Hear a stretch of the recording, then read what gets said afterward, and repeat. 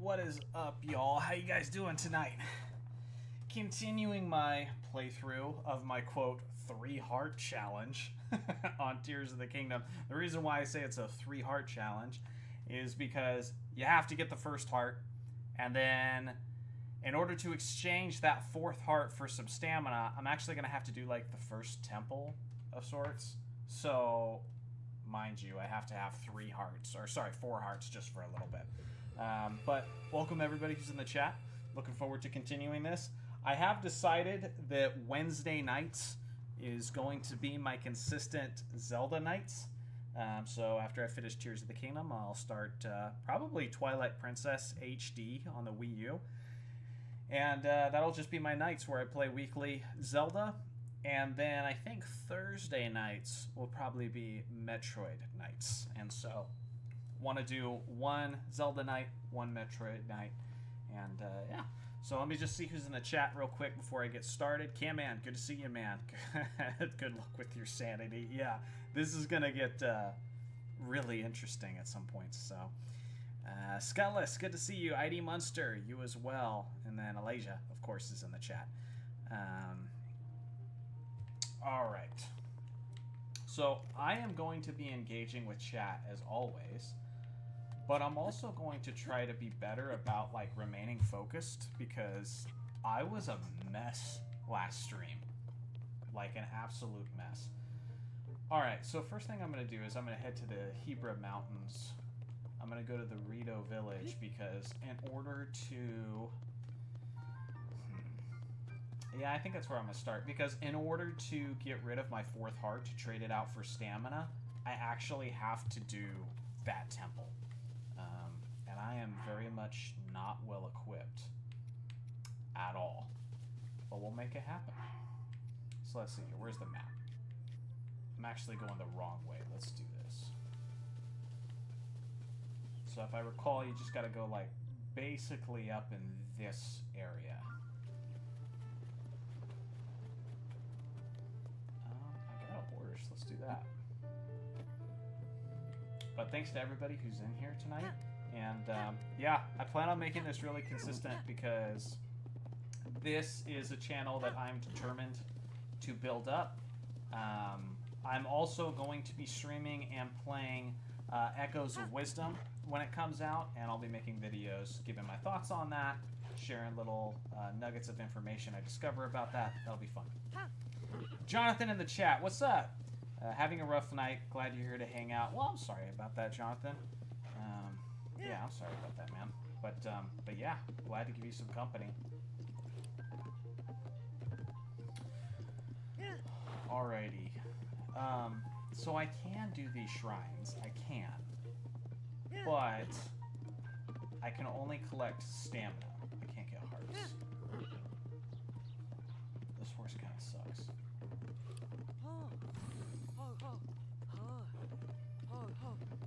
Are you guys excited about Echoes of Wisdom? It comes out really soon. What is it? I think like 38 or 37 days now? So yeah, that'll be fun. I know me and my wife are going to be playing it a lot.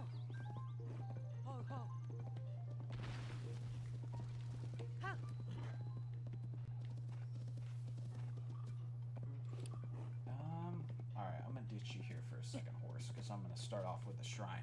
See if I can get some stamina up.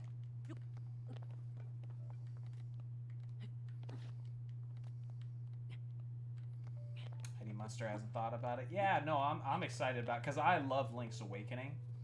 And it's not like a sequel to it necessarily, but it's kind of got the same graphics and same spirit as that game, so I'm very much looking forward to that, because Link's Awakening is so good. So good.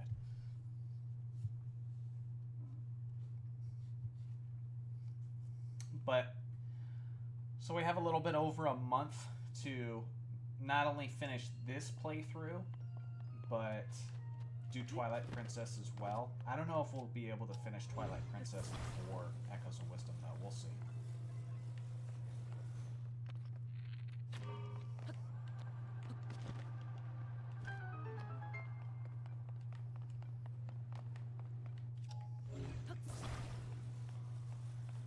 what did you guys think of the whole Ultra Hand building mechanic in Zelda? I know it was like a very, very divisive topic. I was okay with it for like a one-off shoot game, but I'm glad this isn't the norm because they did say that they're not going to be bringing Ultra Hand back. I wouldn't want it to suddenly become a staple aspect of Zelda games where we're building goofy stuff all the time. But for a game like this, I actually enjoy it.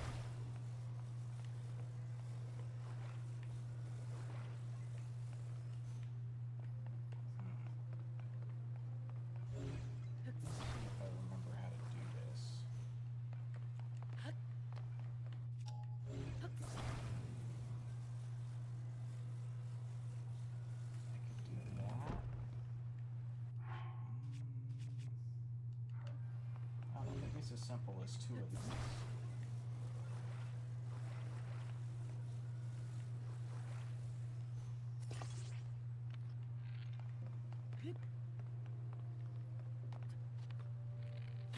Does that shoot it upwards? No.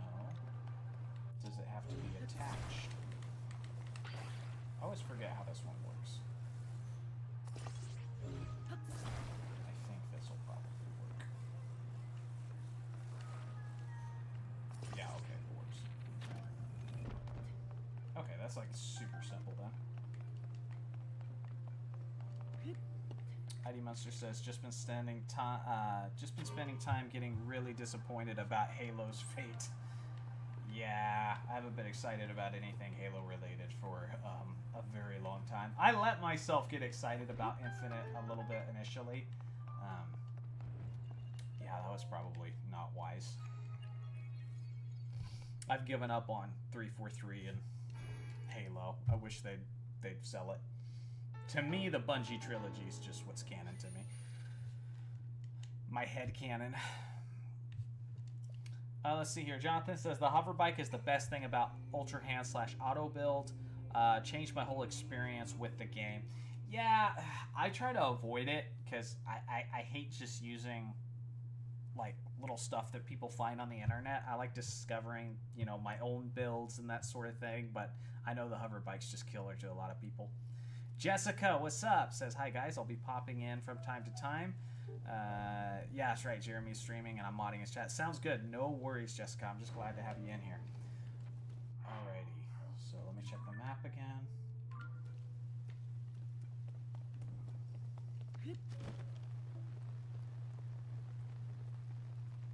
There's my horse.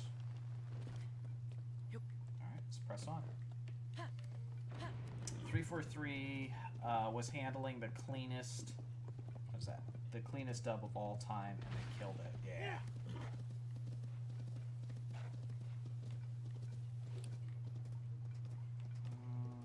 Not this way, not that way.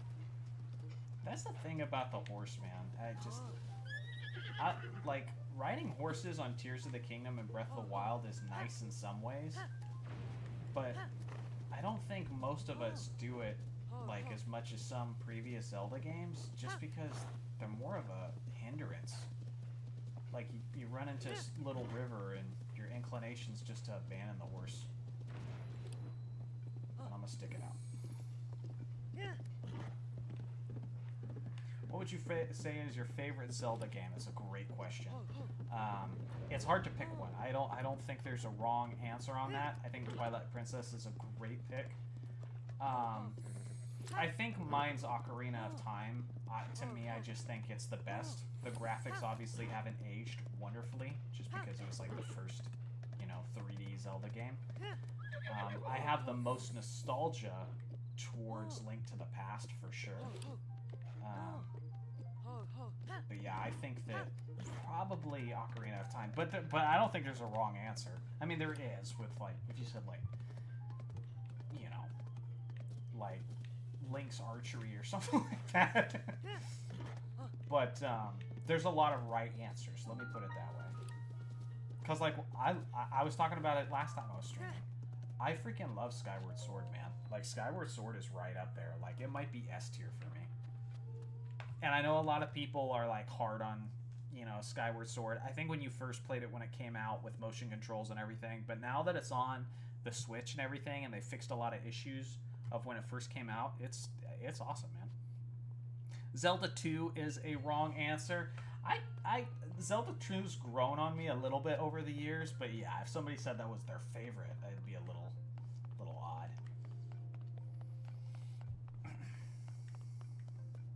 Oh, this one. Okay. This one's pretty simple, though. They're all pretty simple in the beginning. Actually, that's probably the problem with the shrines overall.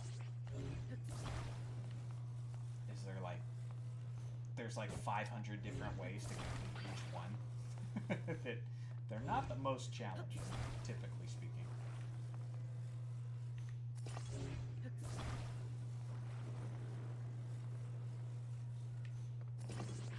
Nope, Link.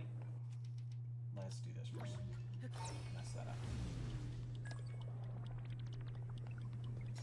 Let's try this again.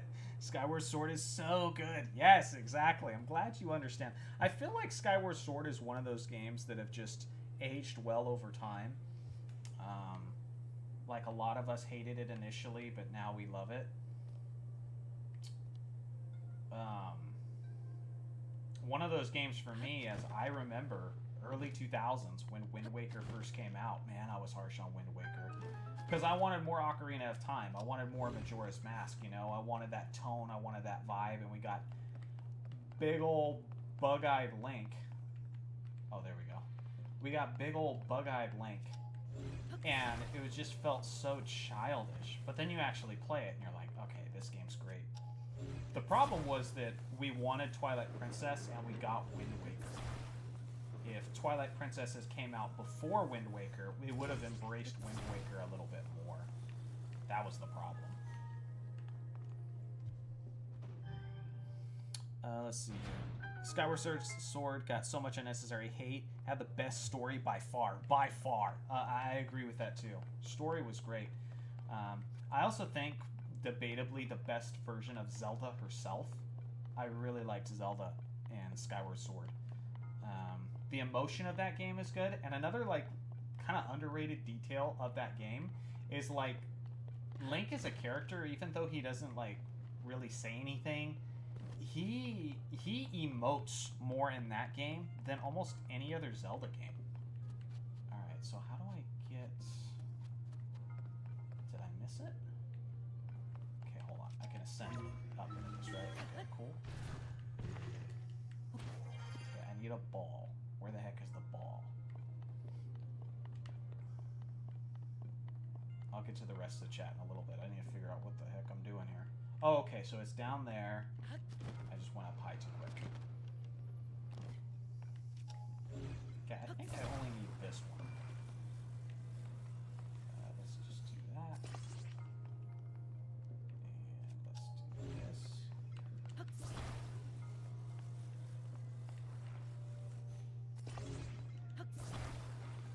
there.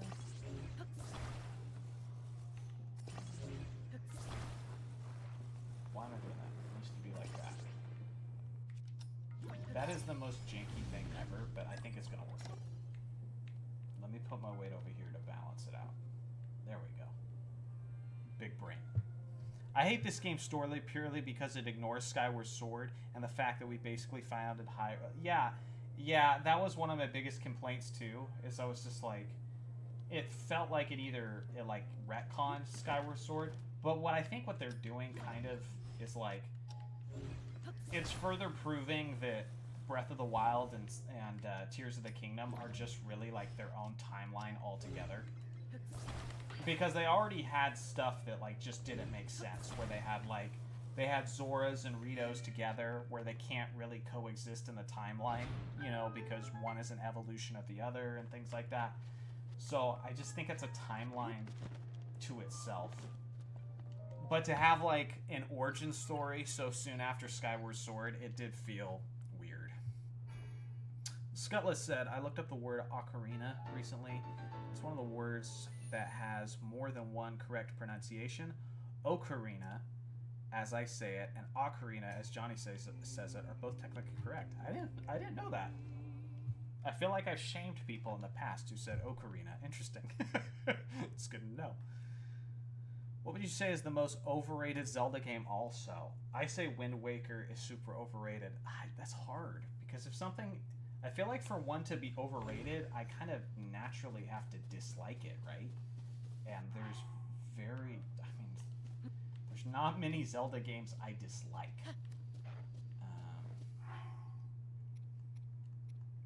What's overrated? I mean, it's probably not smart to say this like on stream as I'm playing it, but I would say Breath of the Wild or Tears of the Kingdom. Purely for the fact that it doesn't scratch my itch as a traditional Zelda fan. Like, I'm still wishing I had more linear, isolating dungeons. If Tears of the Kingdom had, like, temples that actually function as temples, and not just, like, divine beasts, this game would have been perfect. Of course, I'd still have complaints with it, but, like, those would all be so minor. The temples, for me, were the biggest letdown in this game. Because I could give a pass for, like, Breath of the Wild not having it. I'm like, okay, it was a different take on a Zelda game. No, like, traditional, long-form, really complex dungeons. Although the Divine Beasts were at least closer than Tears of the Kingdom was. But yeah, I mean, if you're going to have a Zelda game that comes out, you know, a mainline Zelda game once every 6 years, I would like it to, you know, include that. So, that's me. But, you know, Nintendo follows the money, and these games sold like bonkers. And, of course, I bought them, too. I just would have been happier if we had, like, legit... Like, cut a third of the depths out. Like, literally. Just don't develop a third or even half of the depths. And just flesh out the dungeons a little bit more. That would have been my vote. Jonathan said, I agree. If Tears of the Kingdom had real temples, it probably would have been my favorite Zelda game of all time. Yeah, I'm right there with you. It's just... To me, like, let me know if you guys agree in the chat, because I'll put it this way. To me, dungeons, as a traditional Zelda fan, dungeons feel like half of the game. It should be. You have your exploration mode with Hyrule. You know, you go search the world, you get your little upgrades, you know, you find your pieces of heart, all that sort of thing, and then you go to a dungeon. And when you go to a dungeon, that's where the game really slows down. You put your thinking cap on. You expect to be in there for an hour or two, you know? And it's just, it's the yin and the yang, you know? It's how it balances it out. And if you're missing one half or the other, it's not the ideal Zelda game to me. You gotta have both things present. So I feel like traditionally, that is half of the game. It should be. Think about games like Ocarina of Time, Link to the Past, Skyward Sword, Twilight Princess. It's like you play for, you know, an hour out and about, and then you're in a dungeon for 45 minutes. Then you play out and about for like 45 minutes, then you're in a dungeon for an hour, you know? This game's missing that. It's all such relaxing, exploring, that it doesn't feel like I really just have to, like, alright, settle down, put my thinking cap on, I'm going to be here for a while, you know? This is the challenging part. Certain games like Skyward Sword, it even did, like, an excellent job of, like, communicating that vibe. Like, remember in Skyward Sword, whenever Link was about to go in a dungeon, it would do, like, a little cutscene where he'd, like, get this serious look on his face and, like, alright, we're about to do some real stuff here, you know? And the tense music would play right as he was walking in, like... And that's just a big part of the vibe for Zelda games, man.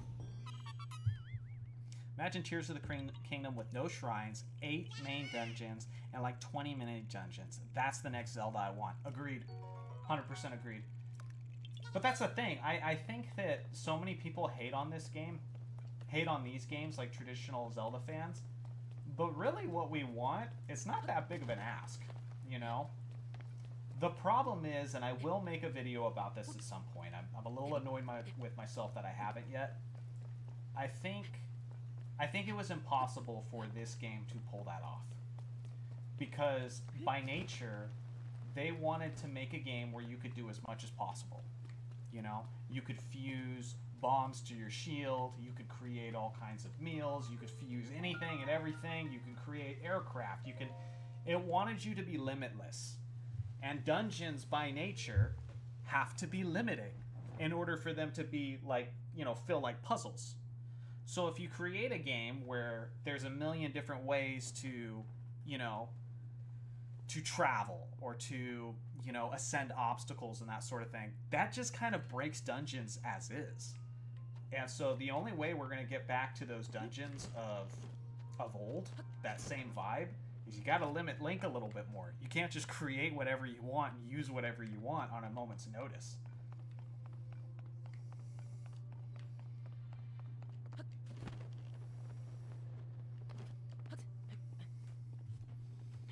Let's see here. What is a prequel / direct sequel to a Zelda game that you want the most?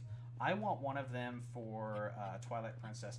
Yeah, I was actually talking to my wife about this last night, actually. We talk about Zelda a lot.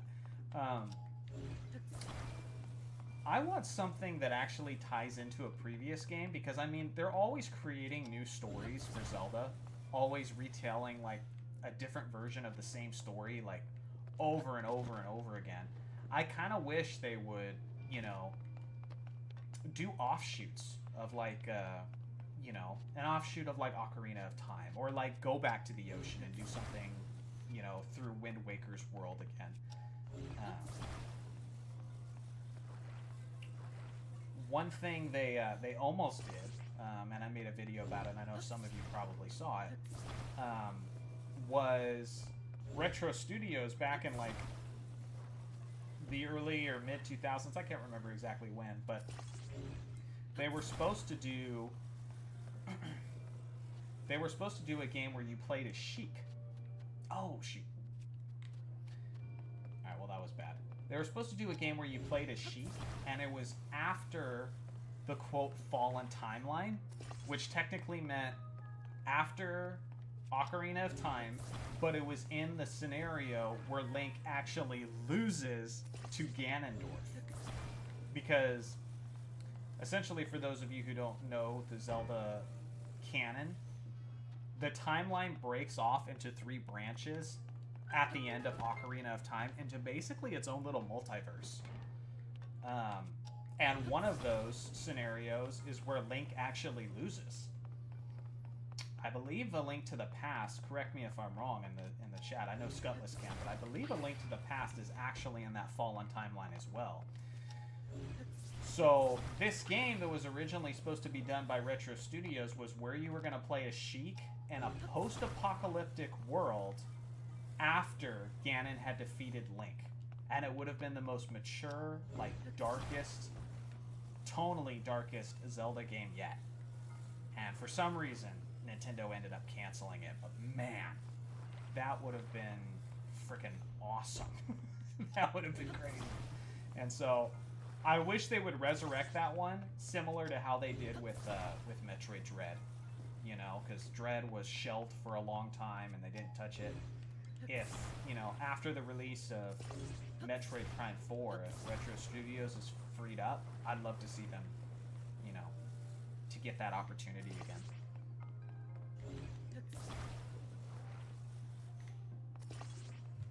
Yes, A Link to the Past is in the Fallen timeline. Yeah, see, you guys know your stuff.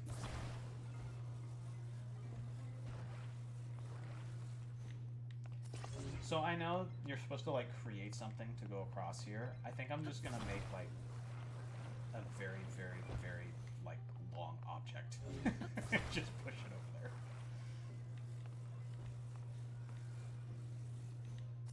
I think this will work.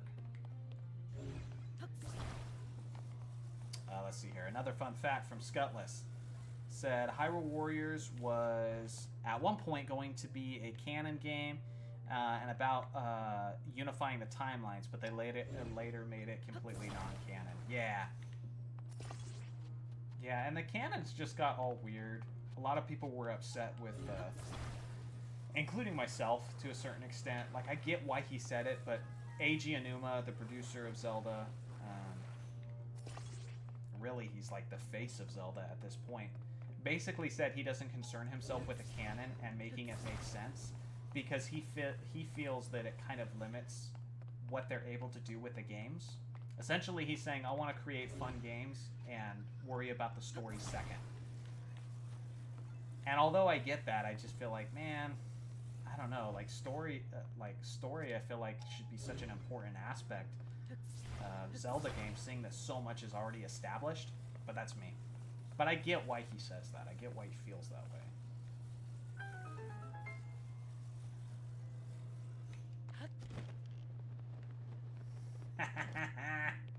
Look at it, like, freaking out. Perfect. That was janky, but I'll take it. Let's see.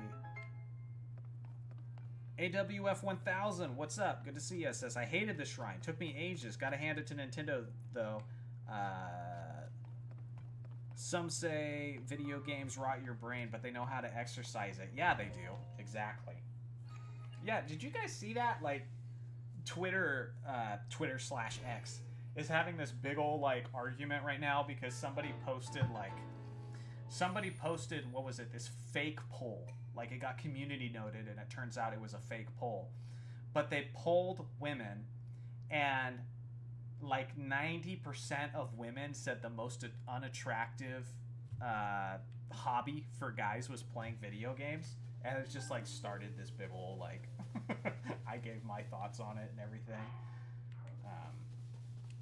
Yeah. And part of it, like, one of the things she said about it was, like, the girl who originally posted it, she said it was because she just thought it was a waste of time. You know, it's a waste of time. You're not creating anything. You're not being productive. Again, I don't get how... If that's the concept, I mean, I don't see how other forms of entertainment, like music and movies, are any different. But, so that was her 2 cents on it. And, I was like, I don't even agree with that premise, though. Like, video games have taught me a lot about, like, multitasking, critical thinking, especially if you grew up in the 90s and played a lot of, like, the Super Nintendo and the NES games. Taught you a lot about resilience and perseverance, because those games were hard. So, yeah, no, I've learned a lot of wonderful things from video games. I'm gonna go to this tower first. So, yeah, I just feel like that's a whack opinion. My wife, if the poll was correct, she'd be one of the 10%, but she certainly doesn't agree with that.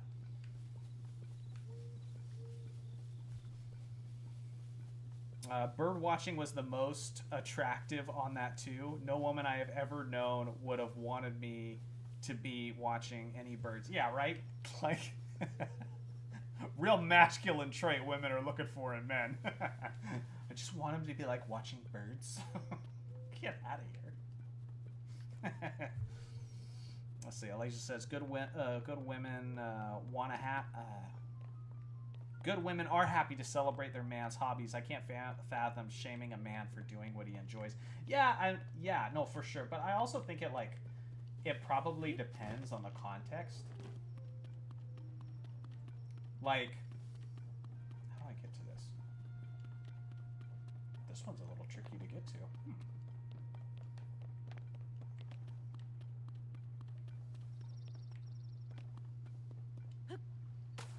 Well, I could probably just climb it there. That'll be good. But, like, I'll put it this way. If you say have an expensive hobby as a man, like golf or guns or drones, or you spend a lot of money on video games, and you put a ton of time, money, and energy into that hobby, but you don't do that for your wife or your girlfriend, then yeah, she's probably going to develop some bitterness and resent your hobby. Or if you have responsibility issues and you need to get a job, but you're just playing video games all day, well then yeah, she's probably going to resent the video games. Even though the actual problem is that you're irresponsible and need to get off your butt and go get a job, and then you should free yourself up to play video games. So I think it just depends, but blaming video games for like anything in excess can be bad, you know? Arcasoul, what's up, dude? Good to see ya. ID Monster says shelve Zelda for one release cycle and get my man Sakurai the funding so he can grace us with a new Kid Icarus. No, stop.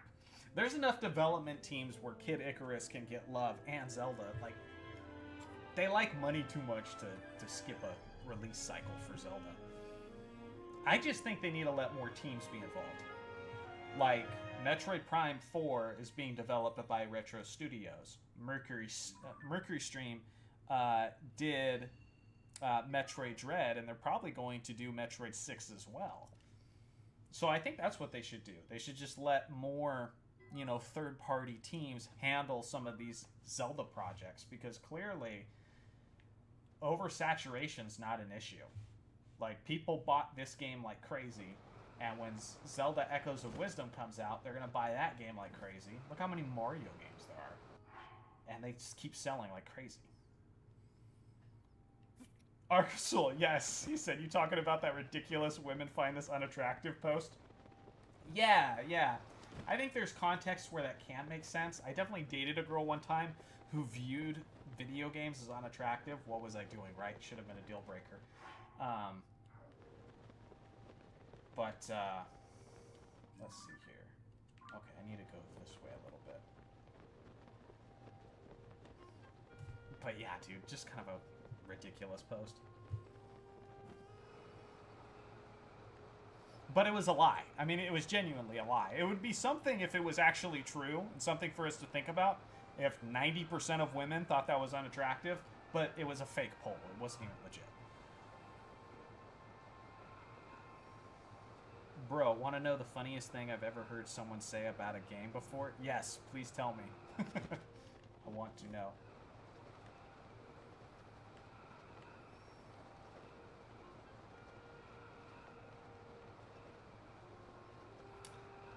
I played Breath of the Wild probably like 2 or 3 months ago.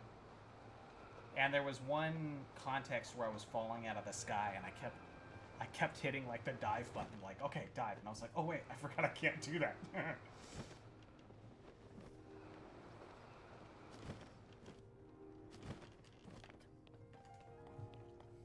Bro, I get if you lock yourself away for days on an on end, but unwinding with a video game is like watching a sports game on TV. Yeah, exactly. How is that any different form of entertainment?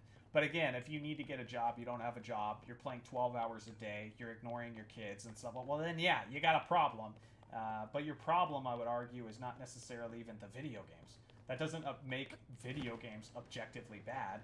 You're just bad with priorities and management.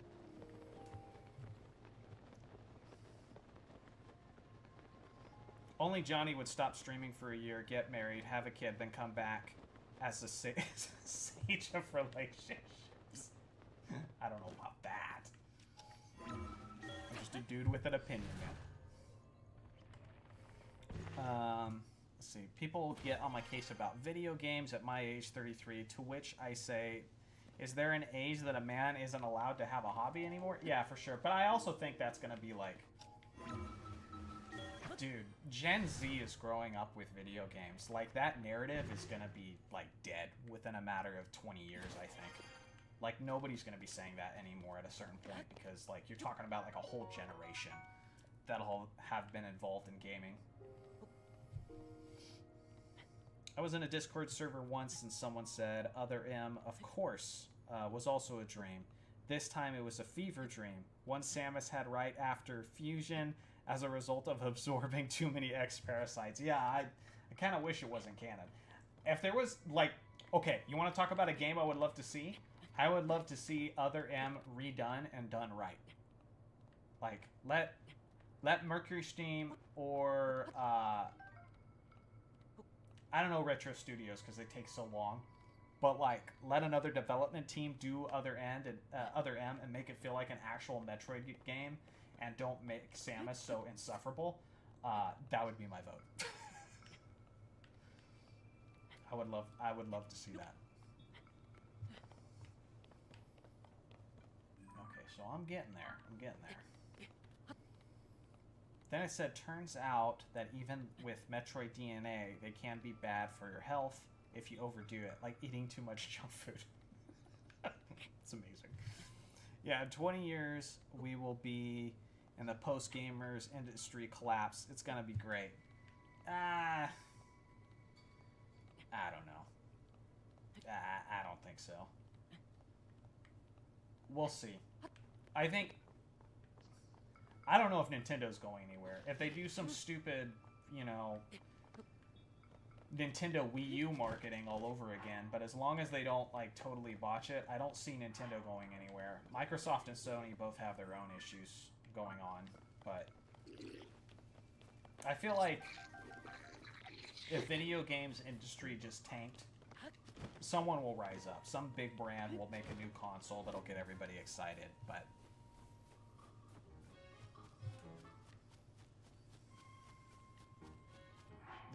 there's too much demand for someone to not supply it. That's what I think. I mean, nowadays you've got like the modding community. Oh my gosh. It's gonna be on, like, people are practically creating their own versions of games now. You know, and that's only going to become more prominent over time. Of course, the industry's going to try to fight against it because they want their money. But so yeah, I don't see the industry just totally collapsing.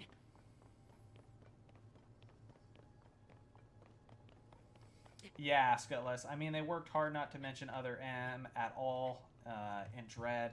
Other than the post-game artwork, they seem to be working hard not to acknowledge it in the main story. Yeah, and the one thing about Nintendo, again, they just prove it over and over again with the Donkey Kong games, with the lack of F-Zero games, with suddenly less Star Fox games.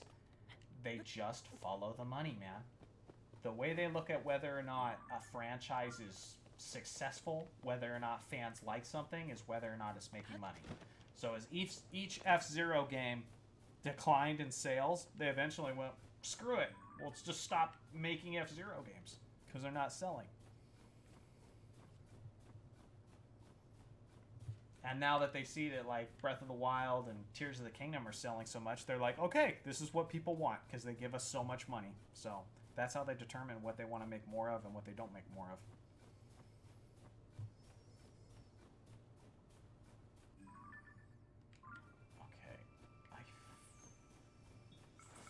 Feel like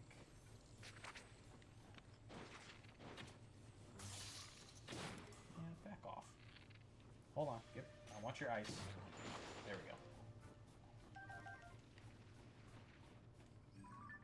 Okay, I need to get to this stupid village.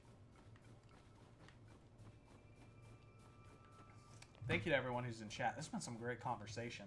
I'm gonna try, like, I know we, like, branch off and talk about a variety of nerdy things, but the one thing that's in that, like, everybody has in common on this channel is, like, you're either Zelda or Metroid fan. So, for the most part, these are, like, the conversations I really love over here, is when we, like, get into the thick of this stuff.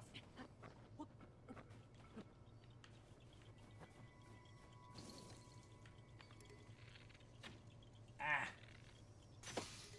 No! I love Wind Waker, though. I just beat the HD version of it last night.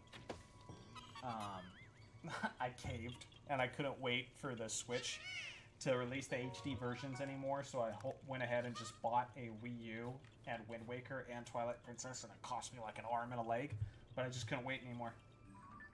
I was like, screw it, I need to play the good quality versions of these games. And they fixed so many issues with Wind Waker's GameCube version. They fixed a lot of issues. They sped up, like, the sailing. They sped up, like, you know, the plunging for treasure and that sort of thing. They did a lot. And, like, the Triforce Shard quest at the end, they sped that up. Also, Johnny, have you ever played AM2R? I'm going to. I haven't yet. Another Metroid 2 remake. There's somebody in here who comes in chat quite often, and he's been pushing me to play that for, like, over a year. That's one of the ones I haven't completely finished. Or that one I haven't started. There's a couple I haven't completely finished. I'm in the process of playing Metroid Prime Hunters on the 3DS. Basically all of the Metroid and Zelda games I've seen, at the very least I've seen playthroughs of on YouTube, so I'm familiar with the story and everything, but some of them I actually didn't go through on my own. just because I was like probably broke at that point in my life. Most of the games I haven't played are like the handheld games, because I've always been, for the most part, a console gamer. Like, I didn't have, you know, a Game Boy Advanced or... Oh my god, this is ridiculous. What are you doing, Link? A Game Boy Advance or a 3DS growing up and that sort of thing. But I had the Nintendo, I had the Super Nintendo, 64, GameCube, all that stuff. Okay, where is the village? I gotta be getting close. I gotta be getting somewhat there.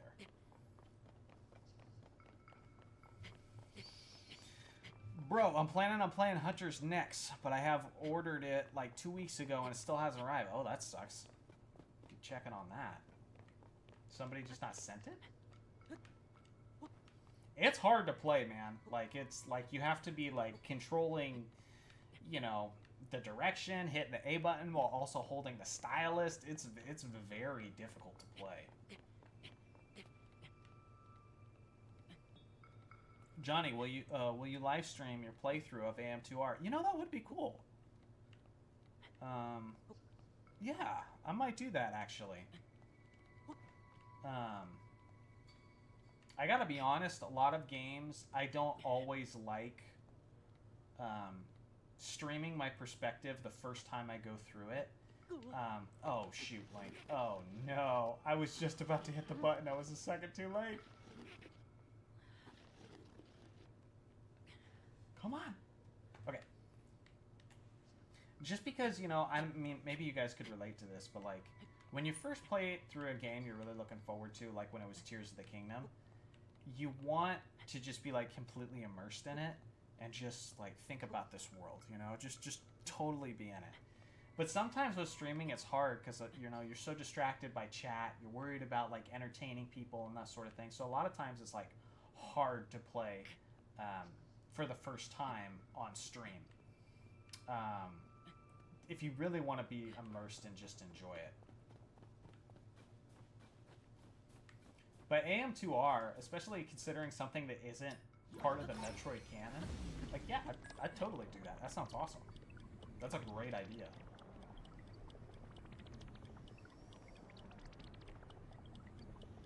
Okay, I should frickin' have a view.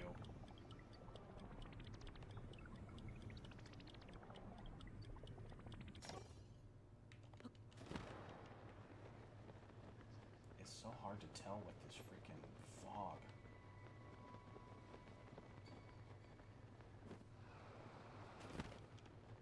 And my stamina doesn't last very long. Where is that village? Oh, there it is. There it is. Okay. Perfect. Know where I'm going now.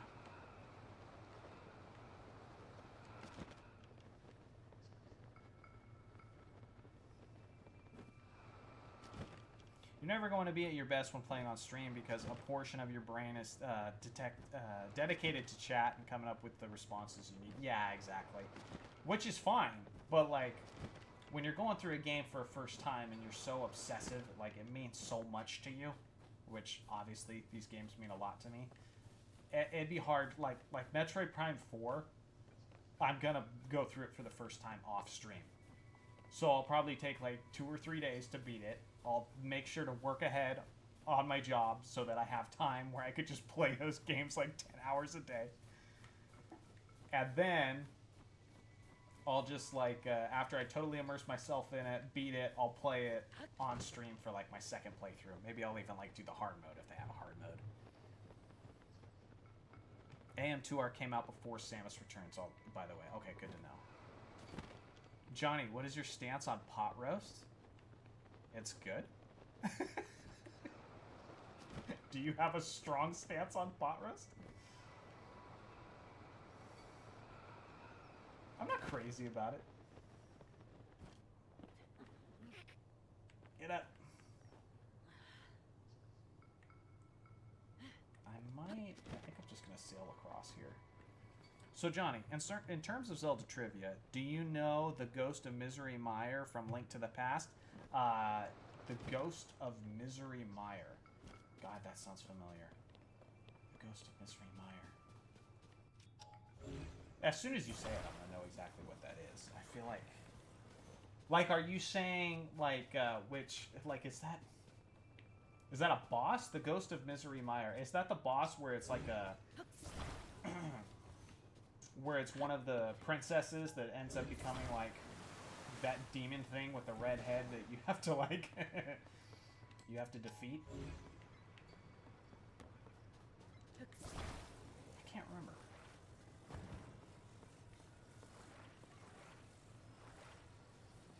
The question is only relevant if you like pot roast. If you say so, bro. Let's see here. Well, I might as well get this Court Rock real quick. Would Johnny say he hates Other M or the Boston Celtics more? Other M. Other M. Celtics are like a necessary evil, you know?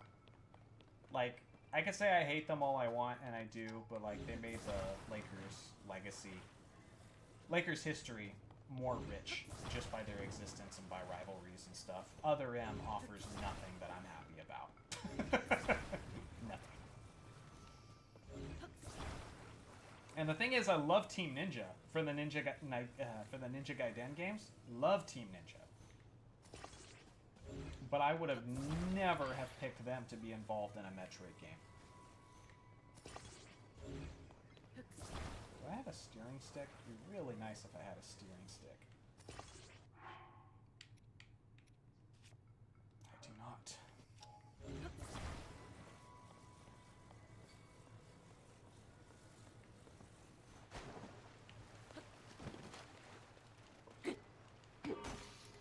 Wow.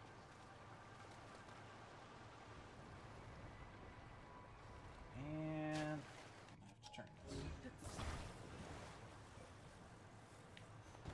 Go.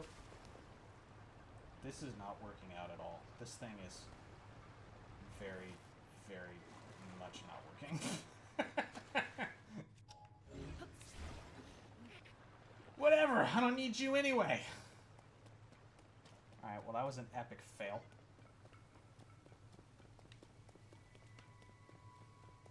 We just go this way. Whatever. Aside from the Celtics, what NBA team is your least favorite? Say screw the Sixers.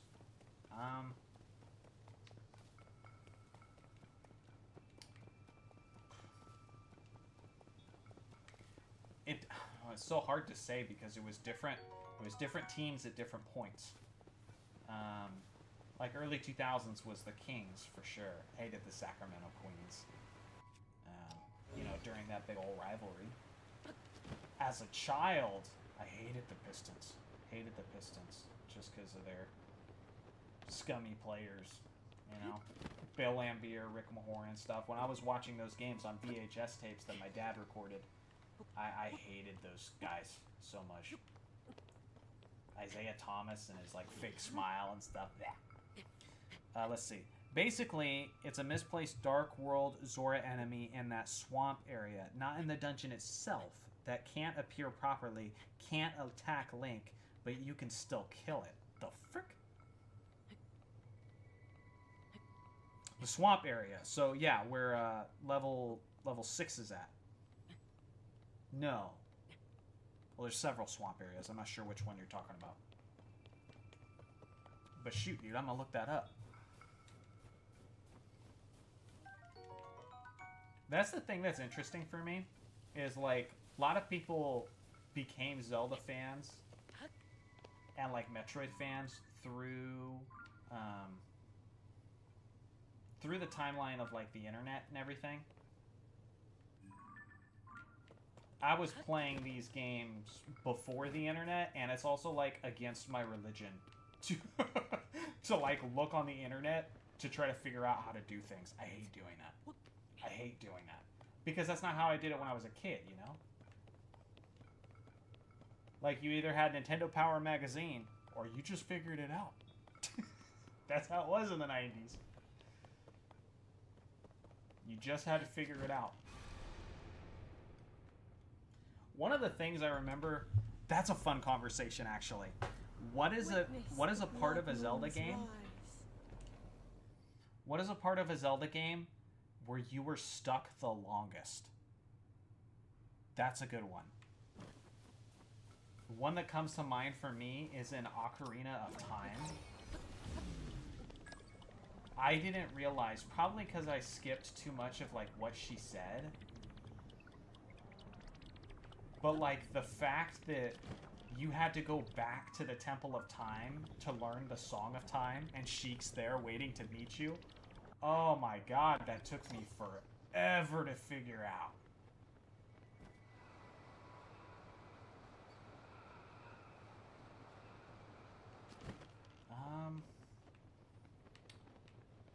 I think I can go here first. Yeah, I don't think I need to acknowledge that stable. Cool. Alright, I do not have much, so I need to gather up whatever I can.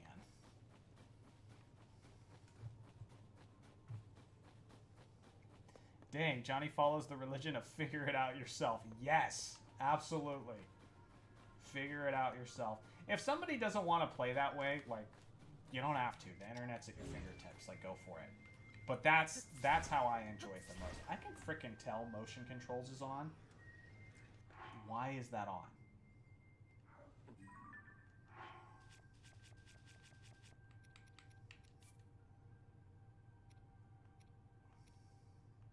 Get off.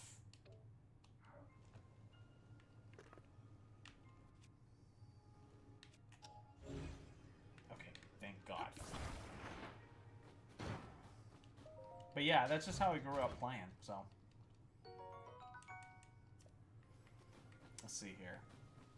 I was stuck in the Eastern Palace of Link to the Past probably for 2 to 3 hours. Honestly, like 2 to 3 hours isn't that bad. Like, I can remember some instances where it was a long time, man. It's a long time. Like that part, like I lost motivation for a little bit, so I gave the game a break, and to figure out that I had to go back to the Temple of Time to learn the not the Song of Time, but the one that lets you travel through time. God, it took me forever, man. I think probably weeks. I wasn't obviously playing the game for weeks, but I'd put the game down and be like, this is frustrating. I played for a couple hours, couldn't figure it out, put it down. I'm like, I'm going to come back to it another time. It took forever. Alright, another shrine. Let's do this. I need to be getting more shrines because they're fast travel.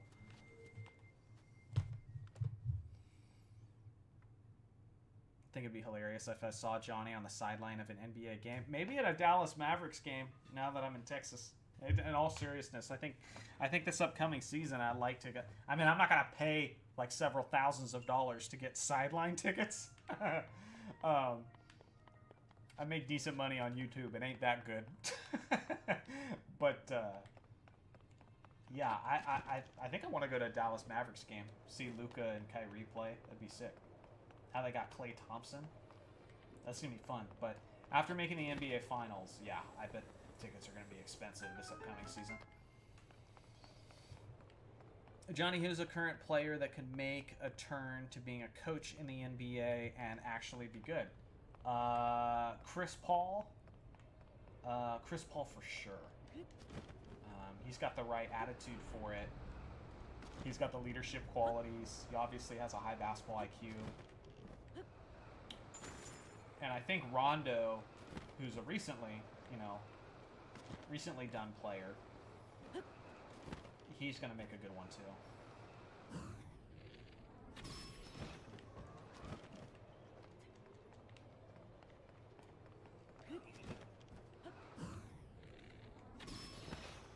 I actually wouldn't be surprised if Chris Paul does that afterwards, to be honest.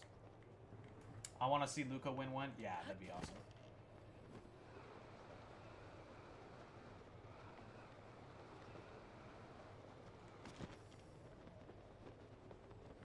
Yeah, I like Luka. I wish he wouldn't complain to the refs as much because it gets a little much. much. He's always whining. Like, my gosh. People give LeBron a hard time for, like, whining and crying to the refs all the time. I think Luka does it more, to be honest. I think I died like 15 times in the Eastern Palace. Yeah. Common answer. The Water Temple stumped me for a week. It pushed me to get the player's guide back then. Yeah, I actually realized Water Temple's a whole lot easier if you draw out just a map as you go through it. Like, honestly, there's just so many different directions to go and so many times you could adjust the water. I think the common issue with some of these difficult Zelda dungeons is just the fact that you get lost. Like, a lot of times you know what to do, but you don't remember how to get back to that point. That's what the Water Temple is a lot of time. You'll be like, alright, I found the key finally, and I know there's a key door. I remember seeing it, but I have no idea how to get there. So you'll run around for like an hour adjusting the water up and down, just trying to get to it. But if you draw out a map and you have it written down, alright, second level, to the right, and that's the key room. If you do that, it becomes like infinitely easier. Just drawing out a map for yourself.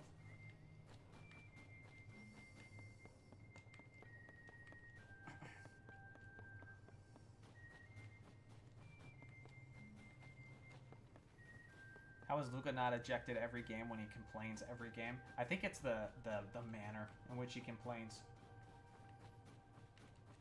Like, you could be whiny. You could just be a crybaby and just whine. But if you start swearing at refs and have a very angry demeanor, they'll give you text real quick. Checking out that huge cloud wouldn't be hard. I could even do it alone. If we don't do anything, the village...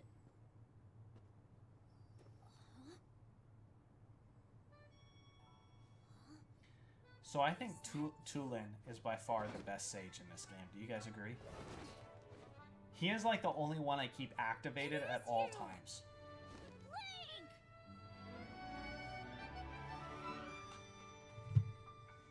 Best dungeon in the game incoming? Yes. It's not... I don't think it's fantastic, the dungeon itself. The dungeon itself isn't great. I don't like any of the dungeons in this game. But the lead up to the dungeon is... like, possibly the best moment of this game. It is so good. Like, the ascension up to the Wind Temple. Oh my god, I just had a big, goofy grin on my face the whole time as I was doing it. So good. What Zelda game do you think has the best dungeons also? I think Twilight Princess and Skyward Sword. Interesting.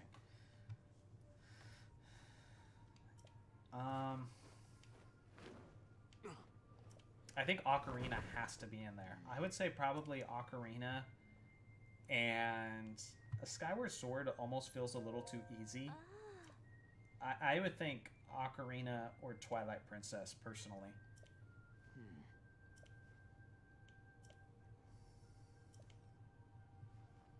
Yeah.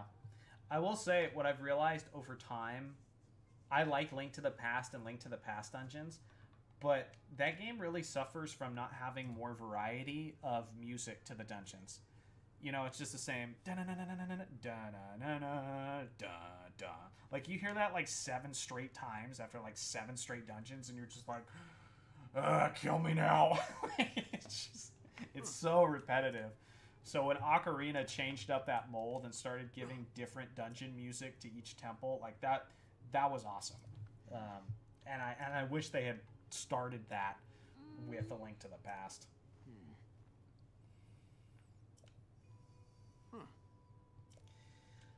Ocarina of Time has good dungeons, but nothing super elite in my opinion. That's so interesting. I wonder, like, how old are you? Are you like, because I'm 34, and I almost feel like it depends on like when you grew up with it. For me, I love those dungeons. I think they're pretty peak. But at the same time, like, I love the Water Temple. I have no problem with the Water Temple being as difficult as it was. Like, none whatsoever. I think the more difficult the dungeon, the better. That's probably like a toxic opinion, but that's how I feel. Because I like the challenge. I like genuinely getting stuck for like an hour, a half hour. Not like stuck, but like, you know, like I don't know what to do, and I gotta figure it out. I'm a little lost. I'm retreading my steps. Like, That's part of a good Zelda game. I don't know. I love that. And then when you finally get through it, you find that key, or you find that room, or you realize how to, like, ascend to this next level. It's always so satisfying. Like, Nintendo does so well making it satisfying. That's the problem with, like, I think Tears of the Kingdom and Breath of the Wild with, like, shrines and stuff. When everything's so easy and there's, like, 15 different ways to clear something, it doesn't ultimately feel satisfying because you didn't have to work as hard for it. You know what I'm saying? So, anyway, that's my TED Talk. I really liked Majora's Mask's dungeons, well made, but at the same time balanced due to the game having a time limit breathing down your neck. Yeah, it is definitely a very different Zelda experience. Like, when you put that in contrast to, like, you know, the relaxed vibe of, like, Breath of the Wild and, like, not Ocarina, but Majora's Mask the entire time, you're just stressed out and because impending doom is coming.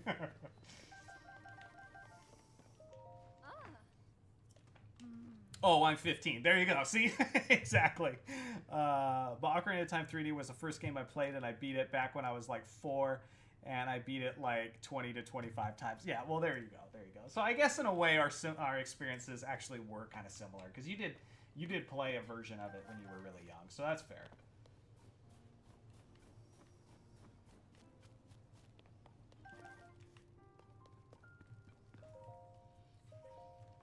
But yeah, I don't know. I just felt like they all were challenging, and I love the music in Ocarina of Time. I think of the music in the dungeons. I think Ocarina of Time has the best music because, like, especially the Water Temple and the Forest Temple. I love those. Those are a vibe. I will say one of my favorite temples, though, really good music, just good dungeon vibe, was the Sand Ship in Skyward Sword. That one's good. That one's really good. I was a little let down by that boss, though. I wanted to fight something that looked like, you know, an epic kraken, but instead you get like that monster with tentacle hair and the big center eye, and it looks like something out of SpongeBob. I think the art style and Skyward Sword for some of the bosses kept them from feeling as epic as they should have felt, unfortunately. To be fair, Link to the Past does have two different music tracks, a Light World Dungeon theme and a Dark World Dungeon theme. True, but you get the Light World Dungeon theme 3 times, and the Dark World, I think, 8 times, because technically you have the 7 dungeons and then Ganon's castle. So that's crazy.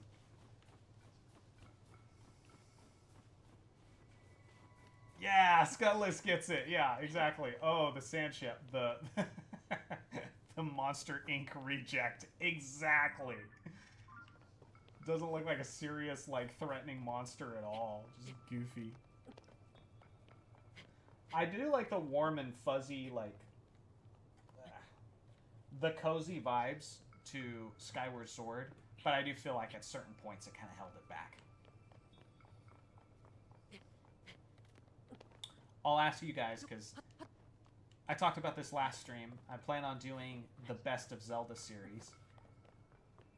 One thing I have to do before I can actually start that series is replay through every Zelda game and rank my list. The best versions of Zelda, the best versions of Link, best versions of Ganon, scariest enemies, best dungeons. And so I'm literally going through games right now and ranking as I go. Putting scores, making notes, and just preparing to make like a ton of videos related to that. Just ranking basically everything. Best companions, best versions of Hyrule. Like, I want to rank everything. And I think it'll just be like a fun trip down memory lane for many of us. And so, what do you think is the like most disturbing Zelda enemy? Because there's a lot of good ones. This game and its freaking Gloom Hands, it's right around the #1 spot if it's not one. Gloom Hands were awesome. If you haven't watched like YouTube video compilations of people reacting to Gloom Hands for the first time, like when they were streaming it, oh, YouTube gold, my friend. Check that out. You should do a tier list Zelda games. Yes, I'm gonna do that too. Because there's a couple Zelda games I still have to finish. I just completed about a month ago for the first time Minish Cap. First time. I wasn't a big fan of it at first, but man, by the end of the game, I was sad to see it end. Like, Minish Cap's good too. I mean, I was playing it on my 75-inch screen TV, and it's a game that was, like, designed for a little Game Boy. So, I mean, you know, my experience with it wasn't the same as, like, a lot of people's, but I did ultimately really like it. Most disturbing, Floor Masters or Wall Masters? Yes, both good choices. Both very good choices. Obviously, Dead Hand, the boss with the, you know, the neck from Ocarina. But another good one from Skyward Sword is, I don't even know what you call them, actually. I'd have to look that up. But the enemies, whenever you're in the spirit realm and have to collect the tears, oh my gosh. And anytime you step out into their zone and everything goes red and the music just gets all scary and stuff, and you gotta sprint to get a tear before they kill you. Oh, that's good. Yeah, that was like one of the few very like uncomfortable, stressful moments of Tears of the Kingdom. Or not Tears of the Kingdom, Skyward Sword. Get my Zelda games mixed up.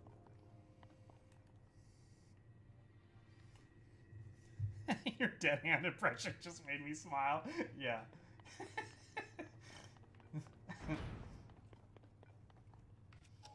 I mean, to be fair, it's not the most difficult thing to impersonate. Just call them Spirit Realm Guardians. Yeah, the Spirit Guardians. Look at you guys. You guys in the chat with the knowledge. I need to have you guys chime in on some of these videos. If I have a question and I don't know it and the internet can't provide it fast enough, I'll just ask you guys. Damn. A tier list of Zelda games is definitely going to happen, though. I have a... This is really weird, but I have a very weird algorithm. A very weird algorithm on this channel. So I'll post a video... I'll post a video on this Zelda or Metroid channel, and within the first several hours, it'll get, like... I don't know, 50 to 100 views. Like, not many views, generally speaking, especially compared to, like, a lot of channels out there, even compared to my basketball channel. Just not much. And then I go to bed, and overnight, it gets thousands and thousands of views. Like, a lot of videos that'll just, like, explode. And it's so weird. It's like, YouTube isn't recommending it, and then all of a sudden, like, a bunch of people see it. So... I don't know. It's very weird. So it's something I'm trying to figure out on this channel. A tier list of alternate tunics. Yeah, that's a thing. Anytime like there's a Zelda game that doesn't have that doesn't let you get alternate tunics, I'm always kind of disappointed a little bit, to be honest. Let me get that. Get out of here. Here's Johnny over here having a call with us, and he does a YouTube video. Yeah, right? Honestly, I could probably chop some of this, some of these conversations up. Just overlay some footage of different games and make them into their own videos. No, I'm not interested in your little side quest. I'm trying to figure out where the frick to go. Alright, let me just get as high as possible, and I'll figure it out from there. Wait, I think that's it. I think the bonfire is where I need to go.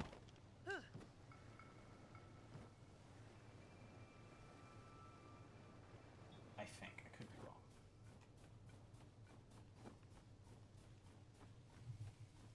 I don't think I've ever really been scared of a Zelda enemy, says Scutlist, in the sense of finding the enemy itself frightening. At the best, certain enemies can make me tense because they're super dangerous. Yeah, sure. I mean, that makes sense, but... Oh my gosh. I guess then the most startling is the way I would describe it. Like, what's the most startling one? Like I said, man, Gloom Hands... When I first ran into Gloom Hands on this game, I was not ready for him. I just freaking ran. I didn't even try to fight. I just ran. Aaron Fever, what's up? Says, wait, Johnny is live? Yes. I'm going to start going live 2 times a week. Wednesday nights will be Zelda nights. Thursday nights will be Metroid nights. And on this channel, for now, all you're ever going to get on streams is Zelda games or Metroid games. Just because I want to remain focused with the content, don't want to be dividing the audience and that sort of thing. So, Wednesday nights, Zelda. Thursday nights, Metroid. I'm still willing to, like, stream with other people and play games with other people, but if I do, I just won't stream it to this channel if it's not Metroid or Zelda. I'll just do it to have fun.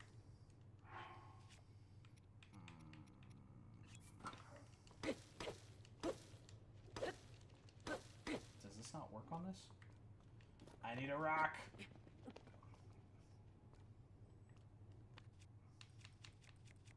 Whatever. This will work.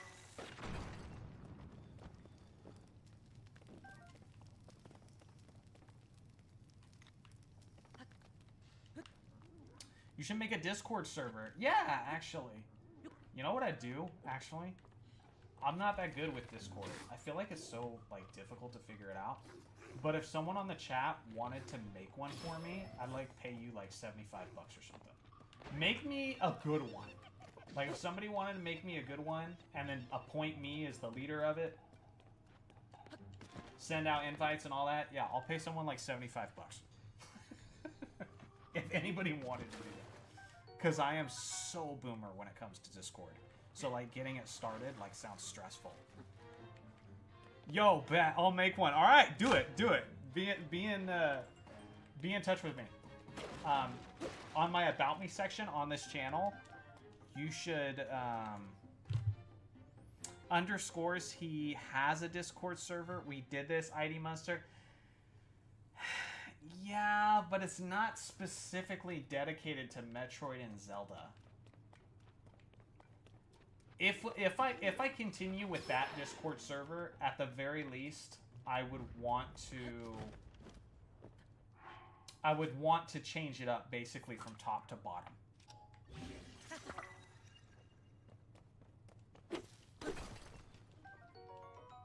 Like, change everything basically, like all the topics and everything.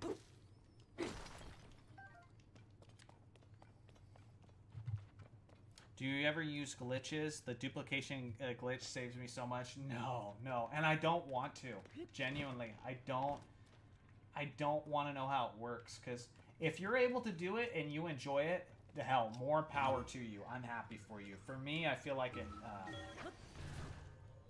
it completely ruins the experience. Because it's just like, then you don't have to, I didn't mean to hit B. Then you don't have to, like, really stress about, you know, salvaging things or, you know, using things wisely. You can always just create more. So I don't know. I'd rather not.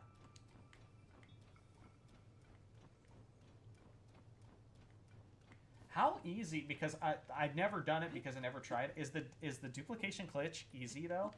Because I know sometimes, like, there's this one channel I watch, he does, like, a lot of shorts on Tears of the Kingdom stuff, and a lot of the glitches he shows, they look painfully difficult to pull off. What were you saying about the About Me thing? On the About Me section of my Zeltroid YouTube channel, which is this channel you're on, you should be able to, there's like a Contact Me section, and it just sends you to my email. So just shoot me an email, and we can be in touch about the Discord thing. I'm either going to have you create me a whole new Discord, or I'll just give you the reins to the one I already have, and I just want you to basically tailor it to Metroid and Zelda completely. And just really center it around this channel. Because, like, I had one back in the day, back when my channel was called, like, Johnny64. It was more just general Nintendo content, but now I'm not doing that now, obviously. It's much more about just Metroid, Zelda. Want to completely nerd out on that. I respect that. It's definitely not how the developers intended, but it made it more fun for me. Then go for it, yeah. The glitch is ridiculously easy if you have an older version of the game. Yeah, for sure. Like, for me, it's like, I had a Game Genie growing up for the Super Nintendo. I loved my Game Genie, but I never used it unless I had already beaten the game regularly. And then afterwards, I'd just go crazy with it, you know? Okay, I think I'm getting there. Tula's got to be up here, I'm pretty sure.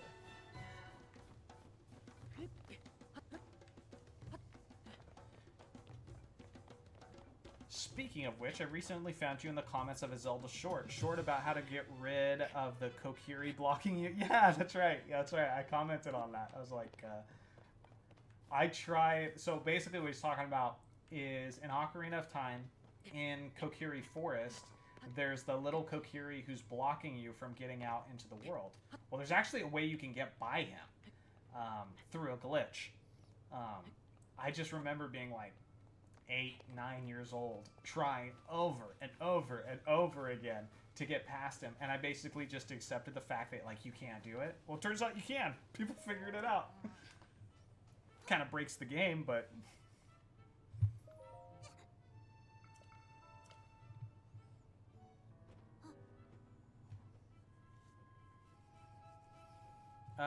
already sounds good. Might take me a bit of time. Sounds good, man. I'm looking forward to it. Just keep in touch with me, and we'll make it happen. I think Arkasul's like, bruh. I think he's now upset that. Listen, if there's something I want changed, Ark, I'll hit you up. But he was first one to crack at it, and he's been very supportive of the channel, so I'm gonna let him take a stab.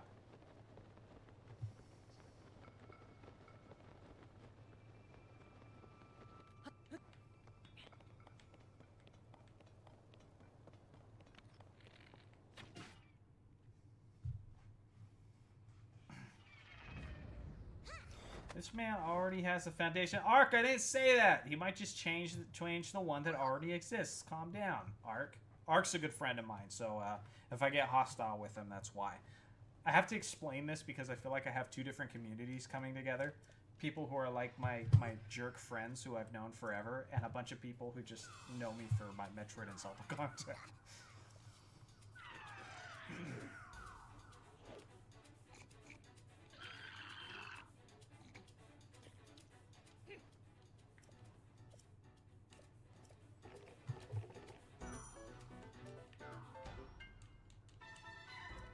In all seriousness, ID Monster, the reason I like stopped... Oh no, Tulin's gonna die because I abandoned him. The reason I stopped streaming is just because like life just got so busy. I started making a video every other day on my basketball channel, which is hard to keep up with, especially at first. Well, that's annoying. It's all wrong. Well, that's annoying. I met my wife, got married, we started expecting a child. I moved across the country. I started going, I was actually daily on my basketball channel for a while. You know how hard it is to maintain a channel where you have to write a script and you're producing videos daily? It's tough, man. And so, but now I'm finally kind of getting into a rhythm where I can start giving this channel love again. And I'm like determined to, you know, to get this channel growing.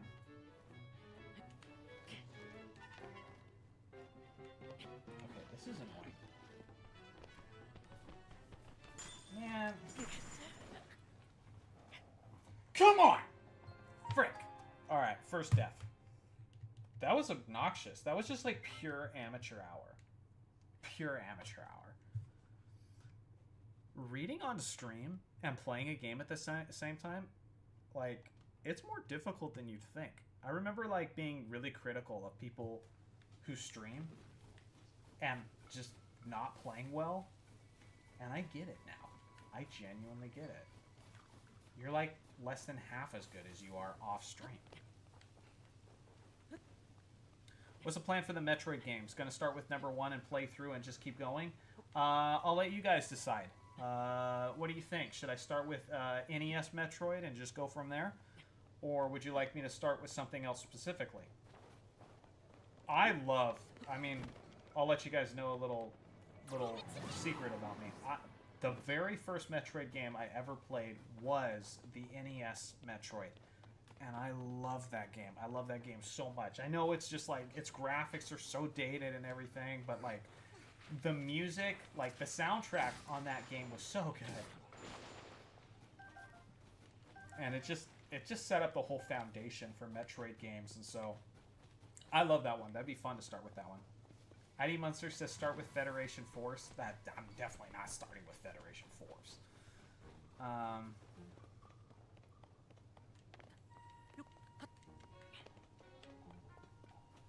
Isn't there a Korok up here? I'm like so hyper distracted right now from the task in hand, but that's all right. Super Metroid is my favorite. Yeah, Jonathan, I'm pretty sure that's the most common stance. And I think a lot of people's first Metroid was actually Super Metroid. But when I was born, my dad was a gamer. He already had, like, the NES and all that. Come on, Link. And, like, by the time I was, like, 3 or 4 years old, he got the Super Nintendo. So my dad was actually a big gamer. I love my dad so much. My dad is a super nerd. Everything I'm like passionate about in life, I kind of owe to my, at least from a hobby perspective, I kind of owe to my dad.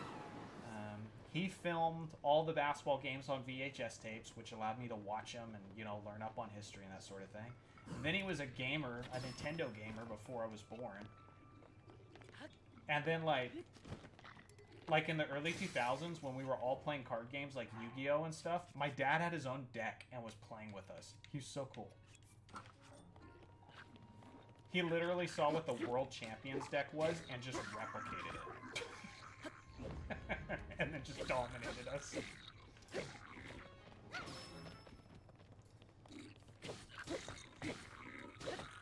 Let's see here. You could theoretically go in a timeline in order. That might be interesting. Ooh, that's a good thought. Yeah, go in let's see here. Yeah, no, that would be cool.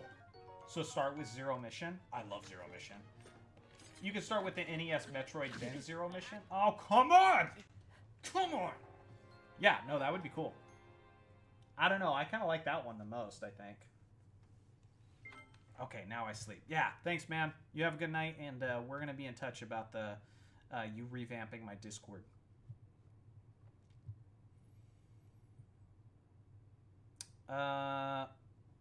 Also, Johnny, for future reference, can you put like live at the start of the title of the stream? That way people know it's a stream, because at a glance it just looks like a video.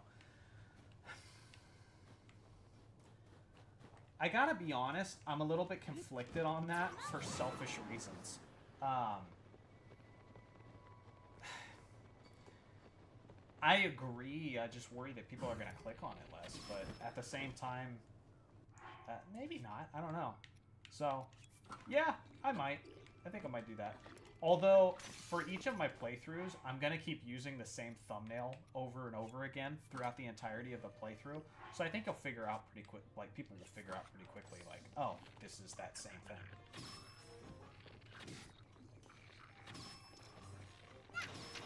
But yeah, I might do that, just to simplify things.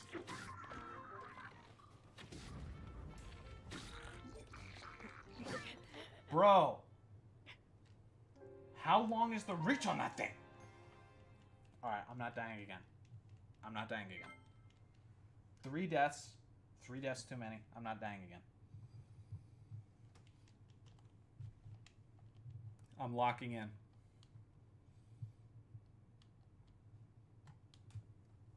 Alright, so the few of you who are in chat, vote. Do you want me to start with Metroid games in order of their releases, or Metroid games in chronological order of the story? How would you like me to do it? Let's just do this. I'm done with you guys.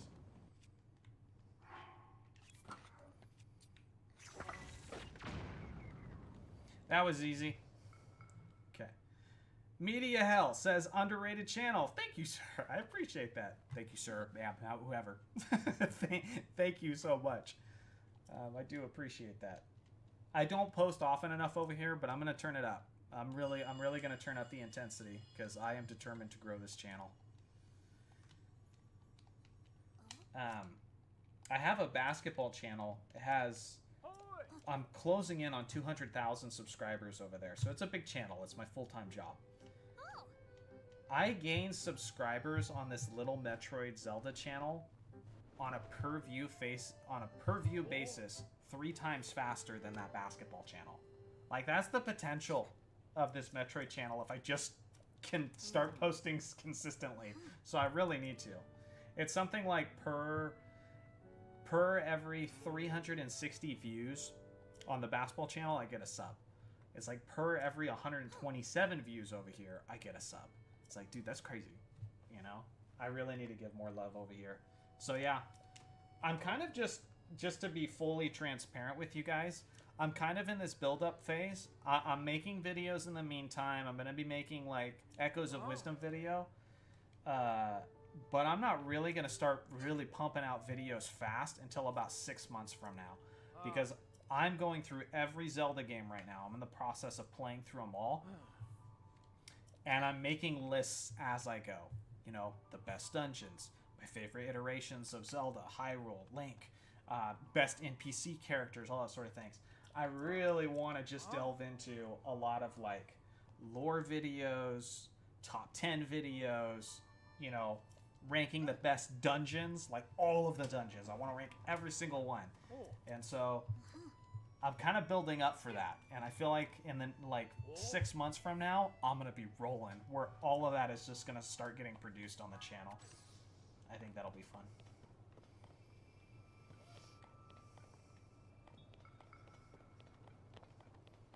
Alright, we talked about this earlier, but best lead up to a dungeon, this might take the top spot. This part is so good. Like jumping on all the freaking trampolines, ascending on the sky ships up to the temple is so cool. And the music's good too. At a certain point, the music kicks in. Ah, it's really good.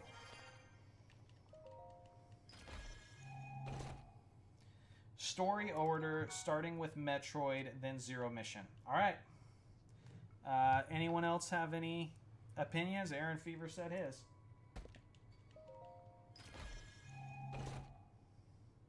If not, he's deciding it. Best NPC, just say Tangle and be done with it. Tangle is growing on me, I will say that. I like him most in Wind Waker. He's weird, but I like that the game acknowledges him as weird. Like, you know the fish that in Wind Waker that is always revealing the maps for you, the like man fish. He like says about Tingle, he's like, yeah, he's a little bit weird. He really needs to grow up, but he refuses to. He says something like that, and I was laughing so hard when I read that. YouTube poll. See, Aaron Fever, you had it. You determined it. Now you want to give up your victory and put it up to a poll? It's not a bad suggestion, actually. It's a really good suggestion. It's 6 months. If you need B-roll for games, I might be able to provide such content. ID Munster. That is good. That is good. Yeah, because that's a thing about like gaming content. You're like, I need this specific part. You know, I need Link at the Sand Ship Temple looking incredibly incompetent and dying a lot. So we either got to find that on the internet or I got to go there. And there's some instances where you're editing and you can't find footage of that on YouTube. So you got to go there yourself if you want to get that footage. So yeah, I might hit you up on that. I can't afford... I pay for an editor on my basketball channel, but I can't afford to pay for an editor on this channel yet. But as soon as I'm able to, I will get an editor here too. Heck, maybe it'll be one of you guys in the chat, to be honest. If somebody is good at editing and wants to learn how to edit, and you are a Zelda or Metroid superfan, I would be open to paying an editor at some point. to do that. ID Bunster. Okay, dog. Way too good to provide that. That sounds good, man. No, let's keep in touch. Yeah, at some point, I'm definitely gonna reach out to people because I don't just want to go on Fiverr or, you know, just find some general editor person. No, they gotta know Metroid and Zelda if they're gonna edit for me on this channel. They gotta know what I'm talking about when I'm talking about various videos and stuff. And then once I have that editor, oh man, that's when we really can start producing videos over here really quickly, and that'd be awesome. That'd be super awesome. Hiring an editor for my basketball channel was like one of the biggest blessings and best decisions that I've made over the last couple of years. That was a good call. Dying a bunch and looking incompetent is more in Ark's wheelhouse. Shots fired. Aaron Fever says, I've got 2 boxes checked. I'm an editor and I love Metroid, but I've never been a content creator editor. Most of us haven't been when you first start getting into YouTube editing. I mean, I literally watched a YouTube video that gave me directions on iMovie, which just came with my MacBook Pro. And I built up my channel to over 100,000 subscribers, my basketball channel, just with that. Just me on iMovie off of a 1-hour YouTube video that taught me how to edit. That's it. I mean, it doesn't have to be like movie trailer making special, you know? It's like, as long as you know how to do the basics and you stick with it, you can build up a YouTube channel. So, Aaron Fever, if you're interested, that might be something we can talk about in the future. The only thing is, I know you know Metroid like the back of your hand, and you'd enjoy that. But what about Zelda?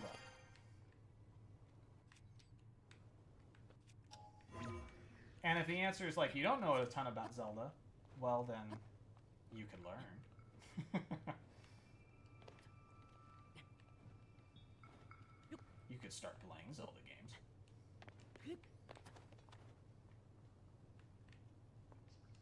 So, I'll share a little story with you guys. So my editor on my basketball channel, his name's Russell, and he was actually a friend of mine. He has his own podcast, and I had been a guest on his podcast. We talk basketball and all that sort of thing. Anyway, so I reached out to him one day because I knew he knew basketball history. You know, he really knew it. So he's going to know what I'm talking about like 90% of the time. So I reached out to him, offered him a job. He took it, and it's been great for us. For a little while, he was going to do editing for this channel as well. So I bought him like a whole bunch of... I literally bought him a Switch and like 3 Metroid games, 3 Zelda games. So I spent several $100s on him, obviously. But to me, it was an investment. He's going to be my editor for this channel as well. Only problem is, we realized really quickly that I put too much on his plate. He couldn't handle all of that. And we wanted to do some other things with the basketball channel. So that ended up not panning out.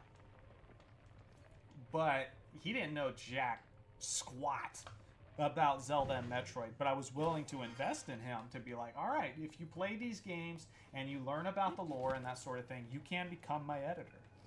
And so if I had to do a little bit of that, and somebody wanted to be my editor, they could certainly do that. Hey. That's why I said I only got 2 boxes checked. I don't know Zelda at all. Are you willing to learn, my friend?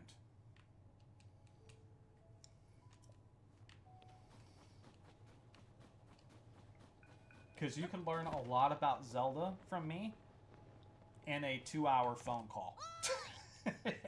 As long as you don't mind me talking your ear off and educating you on lore, you can learn enough.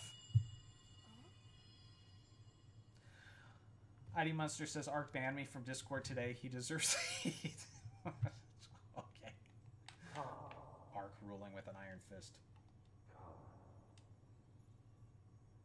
To me. This part's so good. Alright, we'll talk, bro. So I got to talk to that kid who went to bed a few minutes ago about the Discord server. I got to talk to you about editing at some point. Oh. Only problem is, and again, I'm trying to make this clear, I'm not ready to pay someone yet. This channel is not making, I think this channel makes, like, full disclosure, this channel's making about 40 bucks a month right now.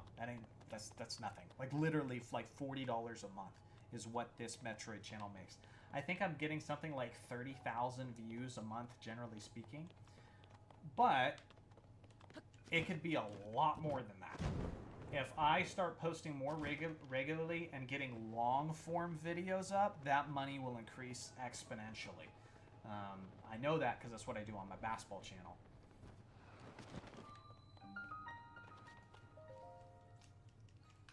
And so, yeah, that's the plan over there.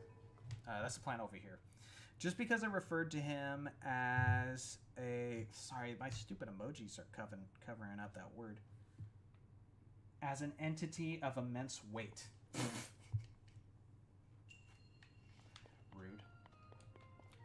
Scutla says $40 a month? Sheesh.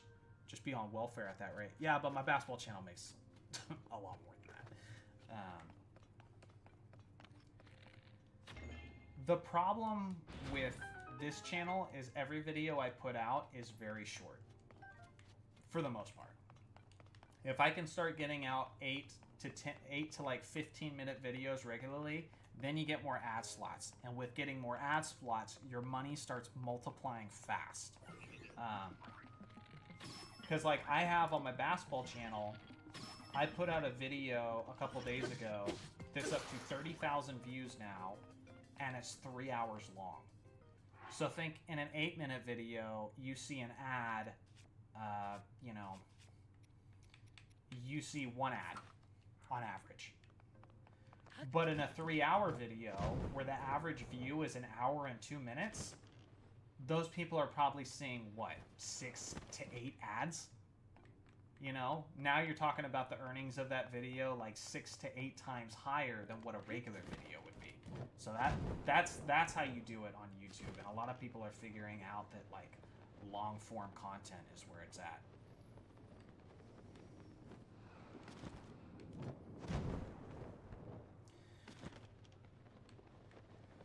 What exactly would be discussed in those longer form videos?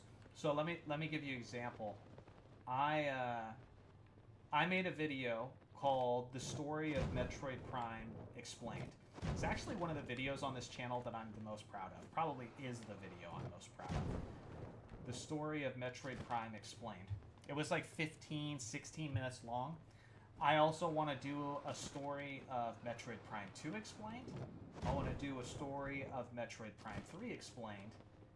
And I want to do a story of Metroid Prime 4 when that comes out. After all of those are done, I'll put those all in a compilation video that'll be roughly an hour long. And I'll call it the entire Metroid Prime story explained. And generally, those compilation videos that are like an hour plus long, those actually do better than most of the individual videos that I did. Almost always.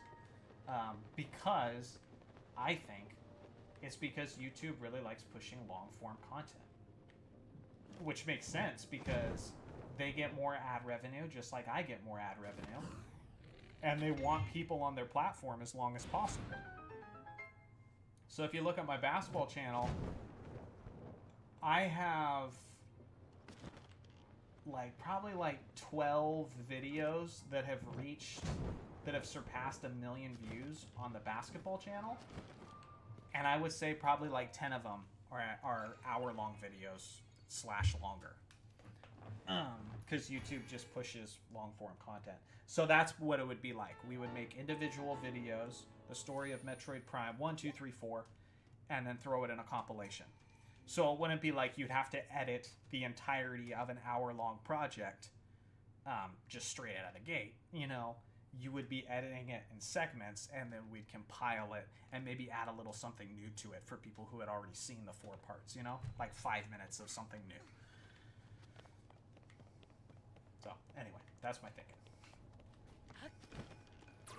That's not just my thinking. That's literally how I'm doing it on the basketball channel, and it's working like a charm. So.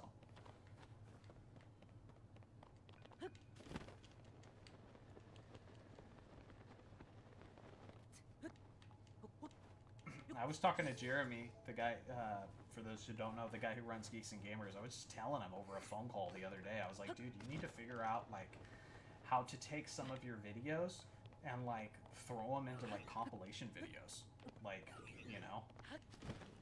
If you're covering a show like Star Wars The Acolyte or something, I was like, throw it all together. An hour-long video recapping the entirety of The Acolyte. Boom. There you go. YouTube loves that stuff. And you make the most money off that. So I don't know. I think I see more creators doing that just because that's what YouTube likes. And eventually get into Fusion, etc. Oh yeah, for sure. 100%. Yeah, the story of Fusion, all that. All that's going to be covered. If I had an editor, oh my gosh, sky would be the limit. We would be making stuff so fast. The problem is I'm not quite there where I can pay an editor yet. I'm getting close, but, you know, I just put down a big down payment on the home. I've got a daughter coming in a couple months. Like, there's a lot of things asking for my money right now. So, but my hope and plan is to get to a point where I can have an editor for the Metroid/Zelda channel, and we can really get rolling. But first I gotta get to a point where I can justify that financially.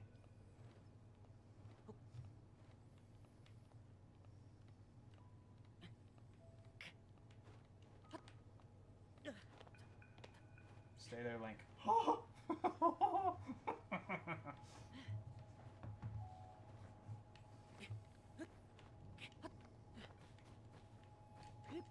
Anyway, sorry, I got in a big old tangent about how YouTube works and all that, which is really interesting if you're a creator, and really kind of a waste of time if you're not.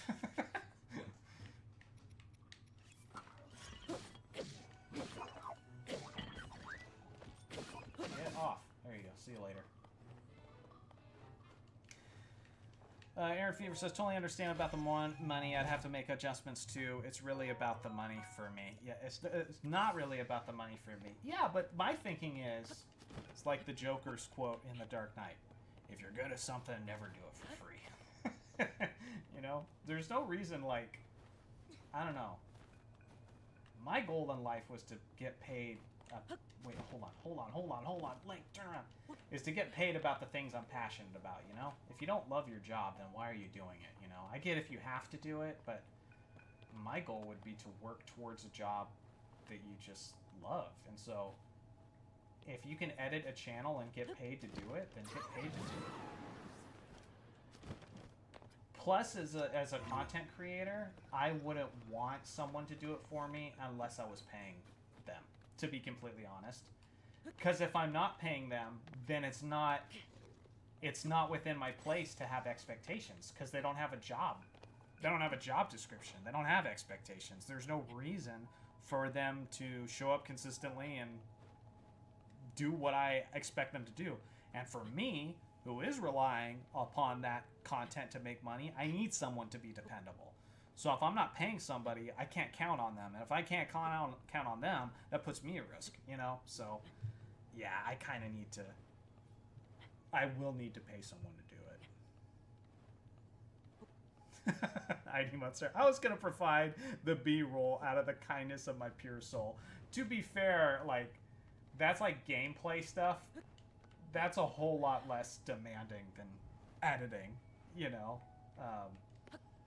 So, yeah, no, I'd be cool with that, dude. If you wanted to do that, provide some B-roll and gives you an excuse to play through the games, let's freaking do it. Oh, I get it. Okay, so I need to... I get it, okay. I need to ascend right here. Don't get me wrong, I'll take your money. Yes, see, that's what I prefer. If I'm gonna do it, I want to pay somebody. But if you want, let me put it this way. If you wanted to learn editing and do some editing for me and have us work to a point where you're getting paid and have us just start making videos, we could do that. You obviously would not be obligated to me at all. You could leave at any point. But if you wanted to get started and us work up to that point to where this channel's making money so I can start paying you, we could absolutely do that. So anyway, something to talk about. Because I know you're a big Metroid fan. I'm sure you'd love going through all that stuff and intricately putting that stuff together, you know, making projects about the lore and stuff. I know you'd love that.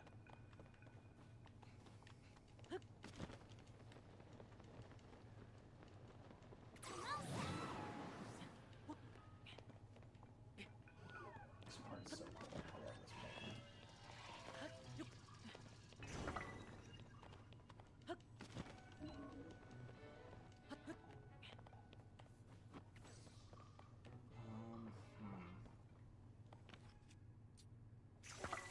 Can I do it? I don't want to use a bomb. Can I do it with this? Nice. Okay.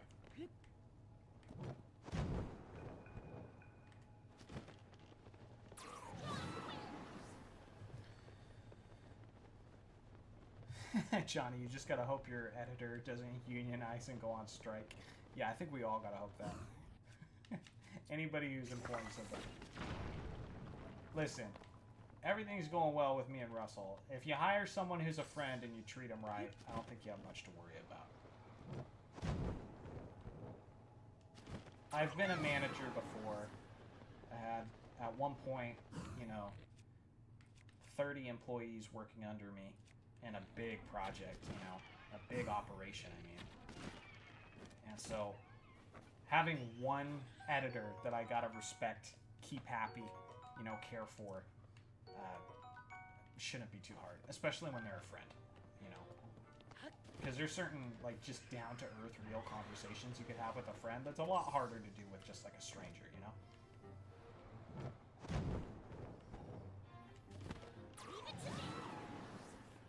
Yeah, we'll talk, Aaron Fever.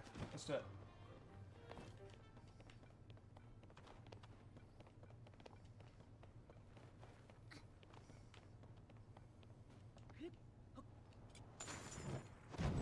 I was scared for a second. I was like, does this hurt? Because I can't afford to take much damage.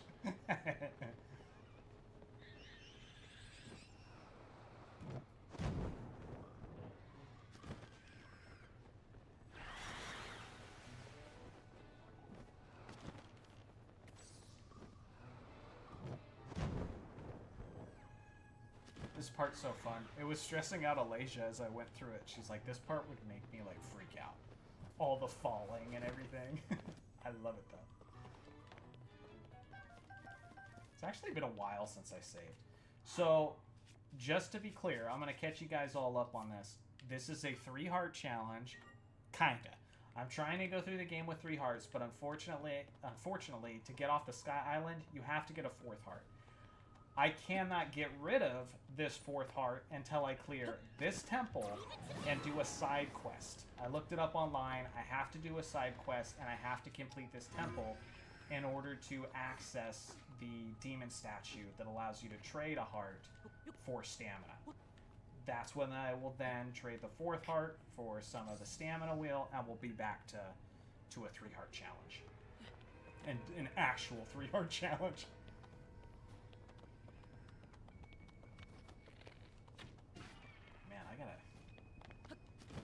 I am going up here a little prematurely.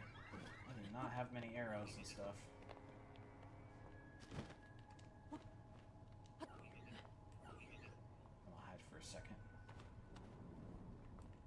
Because I want to get through this with as little combat as possible.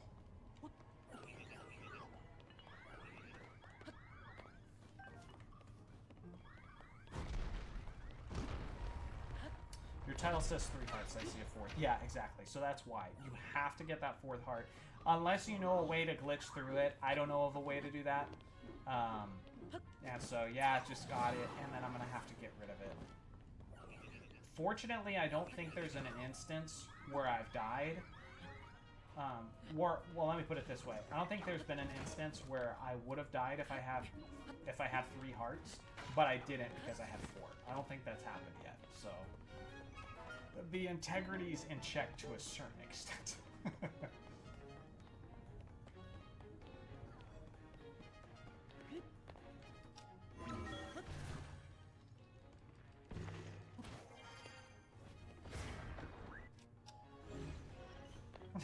deal with your employees unionizing the same way Abridged Frieza did.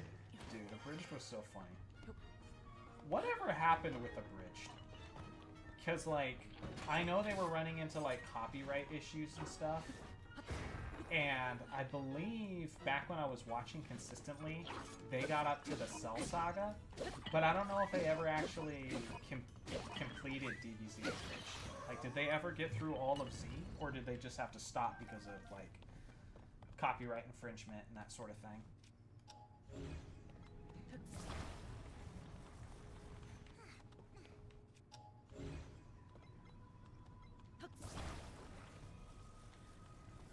They quit? Ah, that's tragic.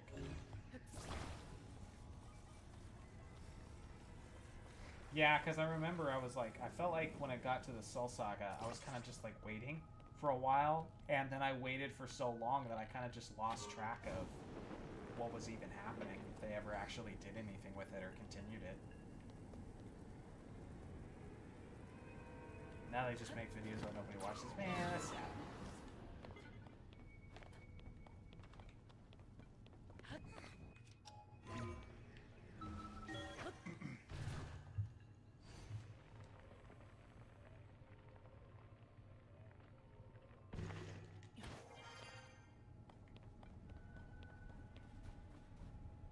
Again, this part was so good, and I was actually surprised that the developers made it such a process to get to the top of this. Like, they really make you earn it. Like, you know, it's not like some easy, you know, quick way to get up. Like, you gotta do a whole lot of falling and jumping and falling and jumping and all that. If you're like a little bit nervous about heights, this part would be a big challenge for you. So I appreciated the fact that they made this as lengthy and challenging as it is. Let me see here.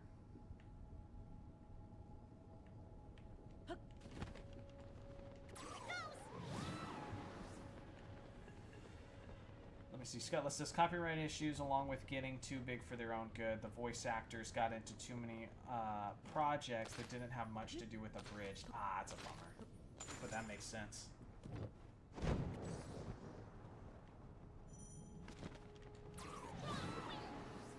Oh, shoot. Oh, no. Oh, shoot. Okay, so, sorry. What I'm freaking out about right now is I'm freezing.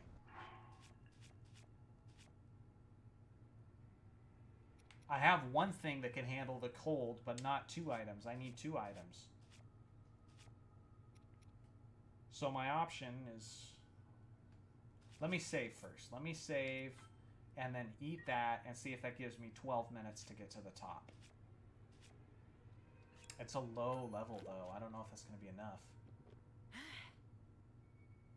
It is enough.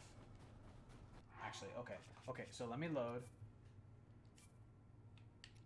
I'm not going to eat that right now. I'm going to do the shrine. And then the instant I get out of the shrine, I'm going to eat that and try to get up to the top in 12 minutes.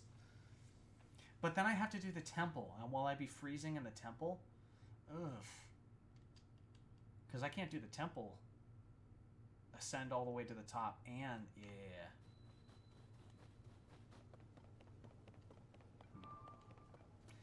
Well, now with the shrine, I can fast travel here. So maybe I think I'll just go back down to Rito Village and see if I can buy something to warm me up and then just fast travel up here. Yeah. I think that's the best plan.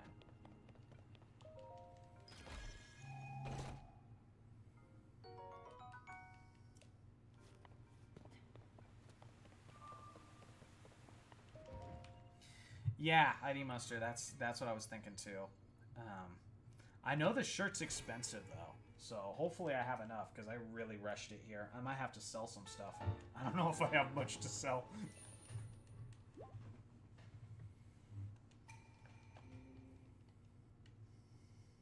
ID Muster, yeah, wow, what a good idea. I know, exactly. I hadn't read your comment yet, sorry.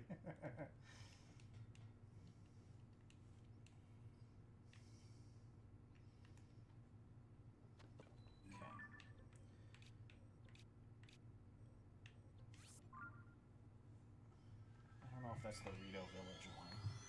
Did I do the shrine at Rito? I don't know. Thank you to everybody who's been in here. It's been some fun conversations and such.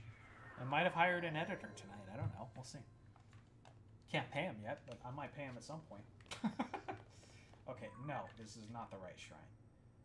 Oh, no. There's a shrine right at Rito. How did I not do that? Dang it, Johnny.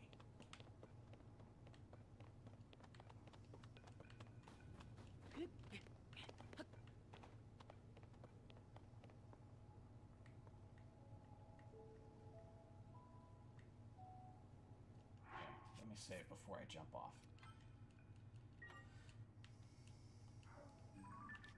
Oh, the blue ping's still there. Okay.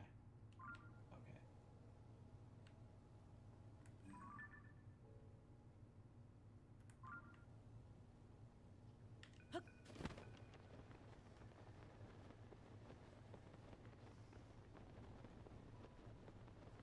Switch to the surface map. Okay. Well, I still can't really see much, but... Oh, there it is. Frickin'. Oh my gosh. Amateur hour. Yes, I'm abandoning you. Thank you, Jonathan. I didn't realize the map I was looking at. I can't believe we've been streaming for 2 hours now. It's crazy. I've been enjoying the conversation so much that time's just flown by.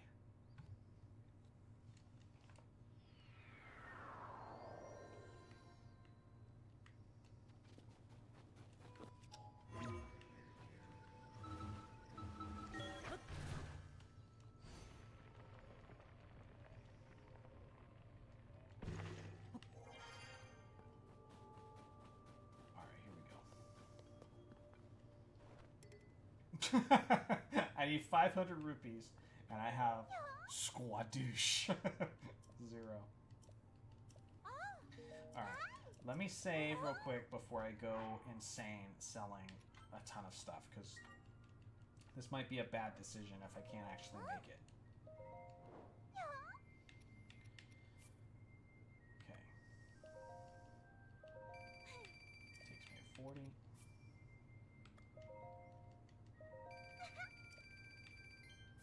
260.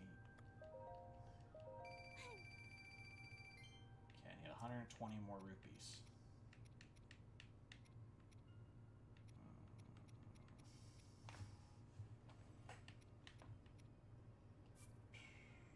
I want to sell many. For those. These sky shrooms aren't that great. They don't heal you much. I never use flints. I should save a couple, actually. Just a couple. Actually, I could save more than that. Let's do... I need how much? Let's do that. Wait, did I just go down to all of them? Man, I'm stupid. Okay. 55. That's what I need. Okay, 11. Alright. And I have one left over. Look at that.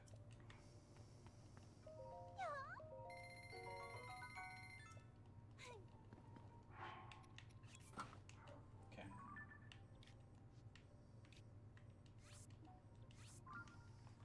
Alright, we going.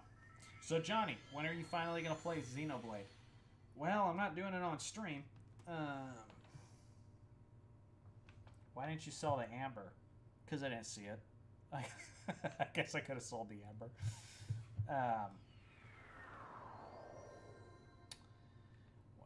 Amber is good though because you need Amber to upgrade a lot of clothing. So there's been plenty of times where I've actually sold it and regretted it. So I'm not too upset that I didn't sell it.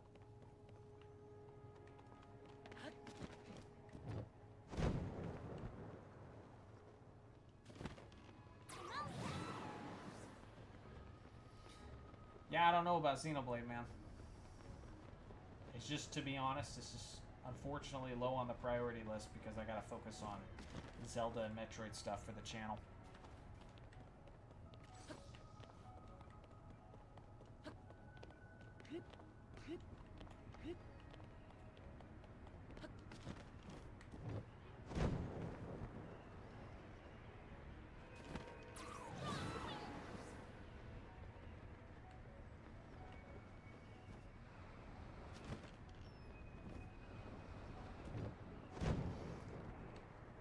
So I think probably the music in this game is so good. Yeah, this part especially is so good. I think this part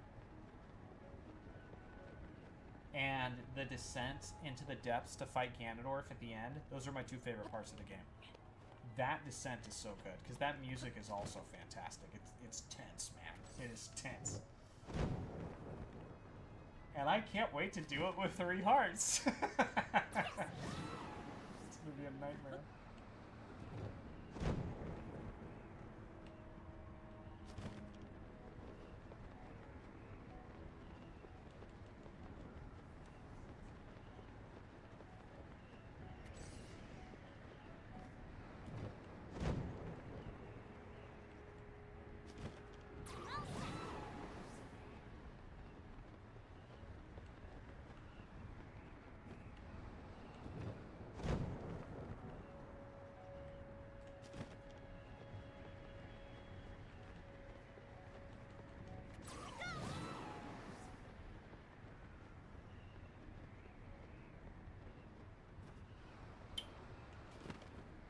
Would you say Tears of the Kingdom's music is better than Breath of the Wild's?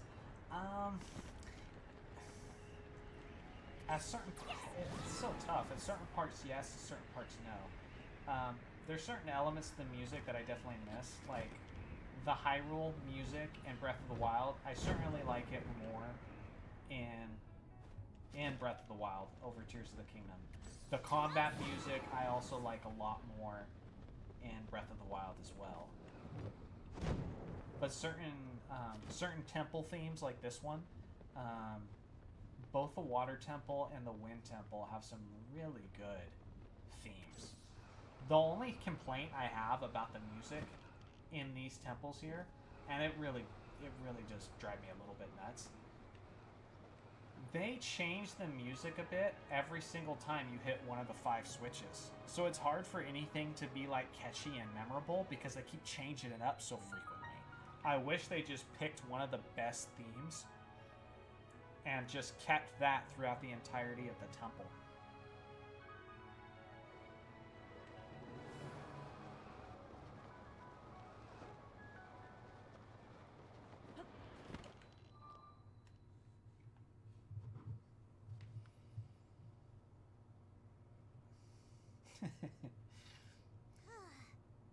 Alasia says, I need a Zelda-driven game where she just goes around taming horse. I love staples. If that'd be the thing, if that had been a thing, I would have been a Zelda long before we met. Yeah, for sure. Well, they really, like, horses are going to be a big part of Echoes of Wisdom. We know that much. And then they have, like, you could design her outfits. You can make smoothies. It's so aimed at women. It's hilarious. It's great. Like, we were watching the trailer, and while my wife's sitting next to me, she's getting excited over stuff like smoothies and costume design, and I'm just like, cool feature, I guess. So no, we'll be really excited to play it. It'll be fun.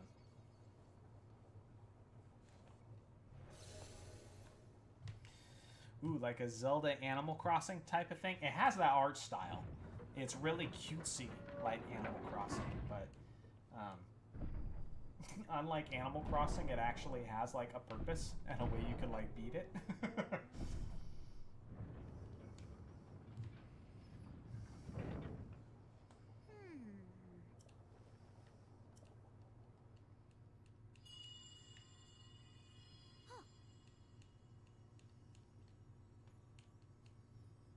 Brave fledgling. There are still 5 locks securing the hatch on the deck. Use your power to release all 5 locks, and the hatch should open. It should. It should open. So I love the maps. I love how you have first floor, B1, B2, you know, like good old school Zelda games. And the dungeons. I don't know, and I love the look. I love the look of this temple. I just think it's too easy. I don't like the format of hit these 5 switches and then you fight a boss. I don't like that. I wish it was a more intricate puzzle where everything is kind of intertwined, like, you know, older Zelda games.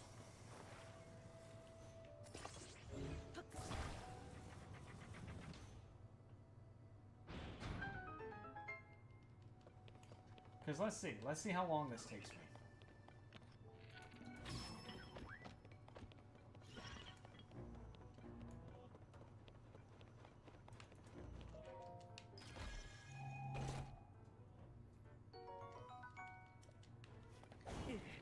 Bro, back it up.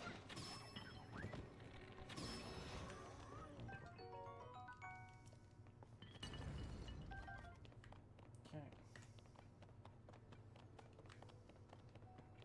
Girly Zelda is a mood. Yeah, for sure. That's one thing Zelda... I actually... I should look that up, because I'm curious what the ratio is of, like, Zelda gamers. How many of them are male and how many of them are female? Because I really think that number is starting to even up. Not like 50-50 by no means. It's definitely heavily male. But it's a lot closer than it was, like, say, 10, 15, 20 years ago. That's for sure.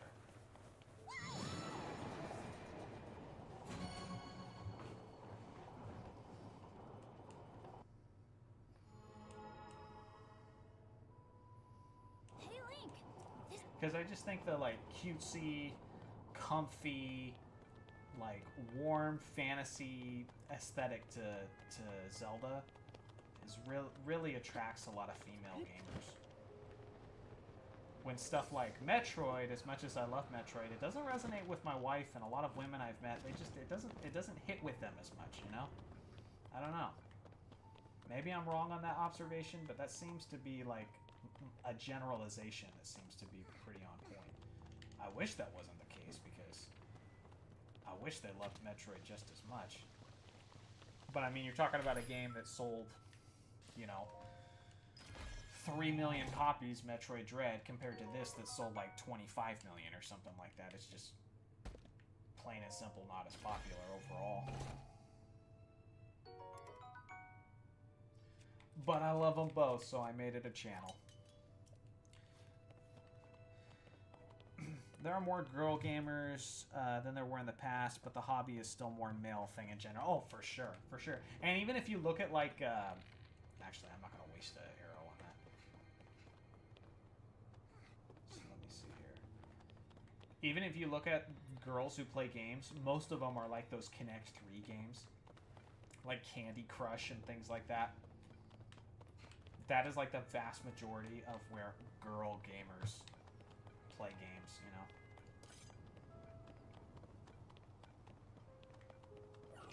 So I think... Okay, I'm gonna use this updraft and I'm gonna kill this cannon. ID Mustard says, I don't like the sages. Worthless bunch of coattail riders. Good job sitting on the sacred realm while I went around land's puzzle solves. Yeah, the power-ups, the bonuses in Breath of the Wild are so much better.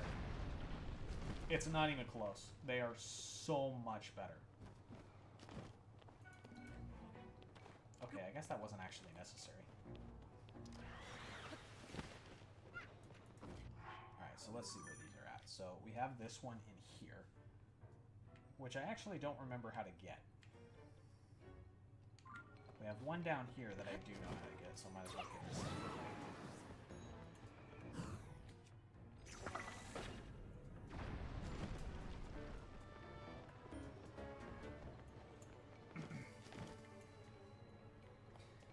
But yeah, because, like, oh my gosh, some of the sages on this are genuinely annoying. I like Tulin because his archery comes in handy, and the fact that he can, like, blow you through the air, like, that's nice.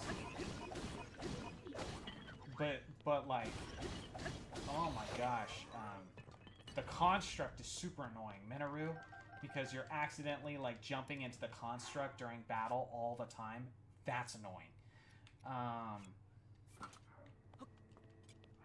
Another one that's annoying is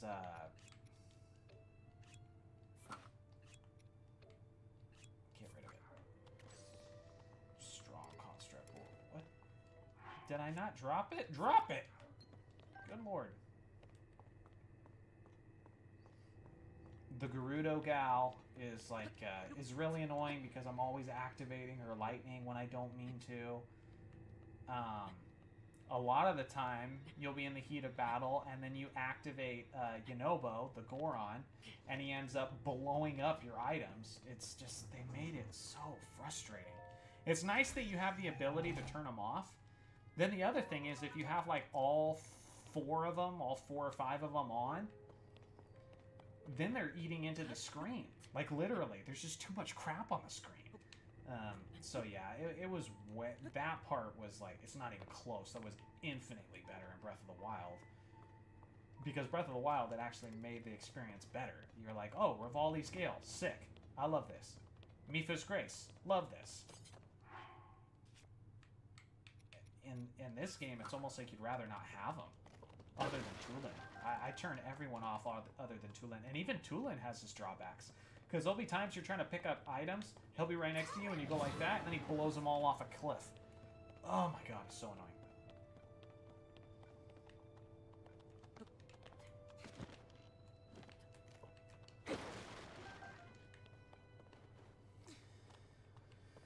Alright, I need to focus in.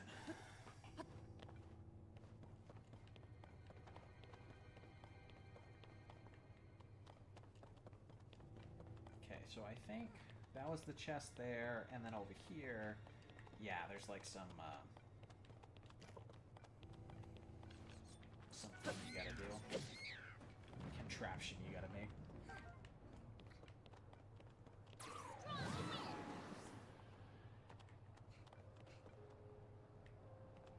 Did he just do what I was talking about while I was trying to read chat? I think he just did it. I think he just freaking blew that off a cliff.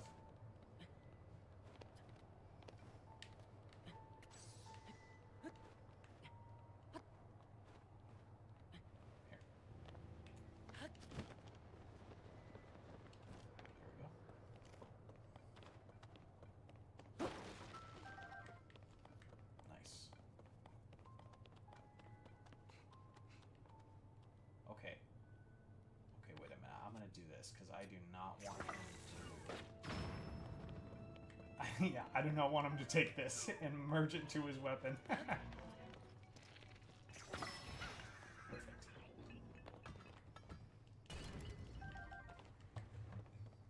Okay.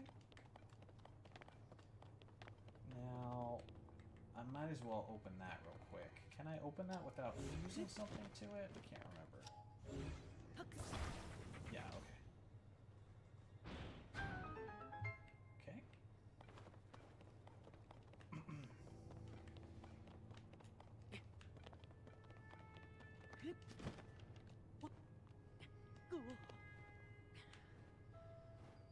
It's really annoying not having much stamina. I might have to do more, might have to do more of them after this. There it is. More shrines to get my stamina up a little bit.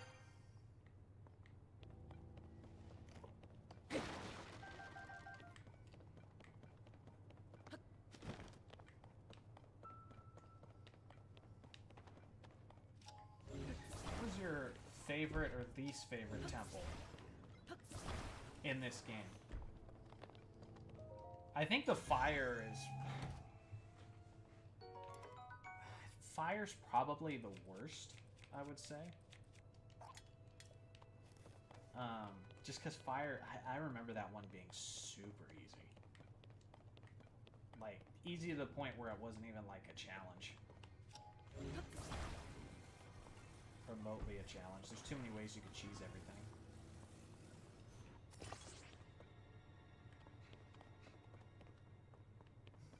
Why ain't there?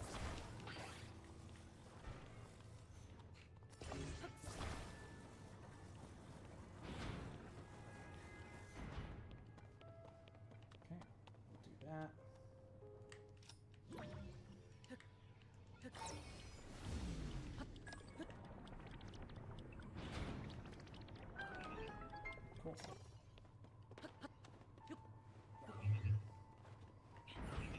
Nope, nope, nope, nope, nope, nope, nope, nope.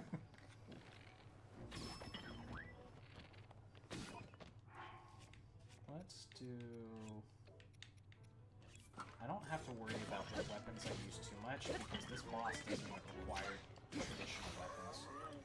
You're like just flying through the air attacking him.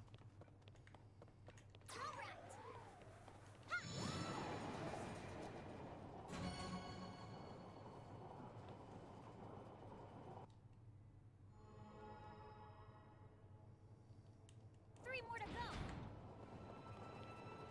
Okay.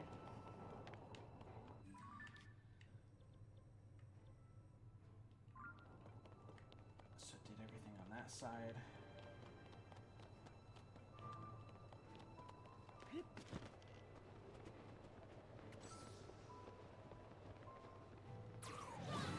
forget how to open this guy. I'll do this first. Okay.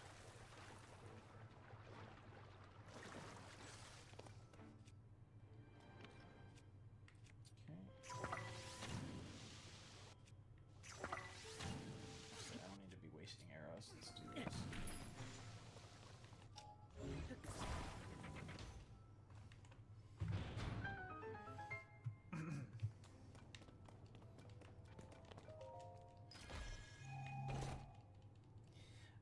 Scutless said, I remember the Sage skills in Breath of the Wild, particularly the Rito one that shoots you straight up in the air. Pretty much snapped Hyrule's castle difficulty in half. Yeah, but at least it was, like, rewarding. You know what I'm saying? Maybe it did make things a little bit too easy.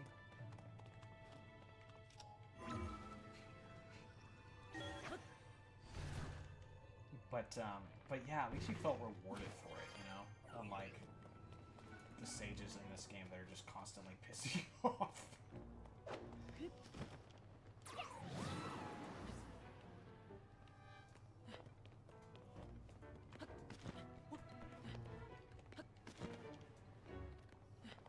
Okay, so I got the one underneath, I know that.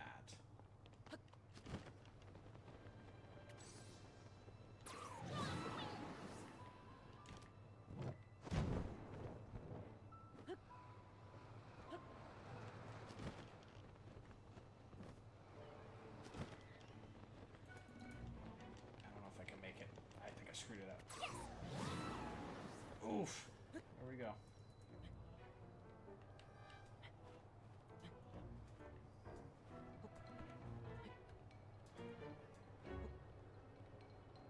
Okay, if you can drop. There we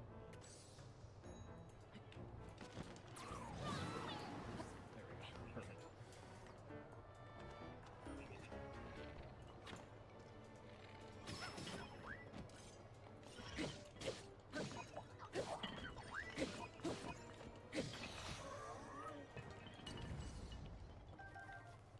Alright, Tulin, where you at, buddy? Oh, well, take your time, why don't you?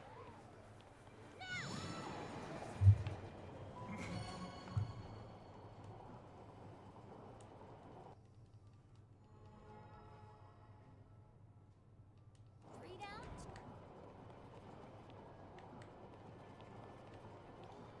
Alright, so how many have I got left? Two of them on B1. That I need to get in through that side, okay. Ooh, ooh, ooh, ooh, ooh. Don't fall, Link. Come on, man. There it is.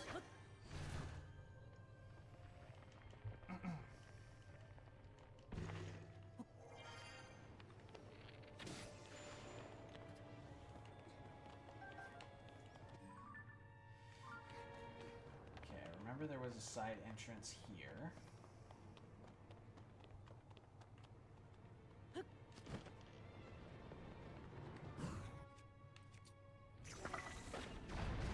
Long arrows, unfortunately. Leave it to me.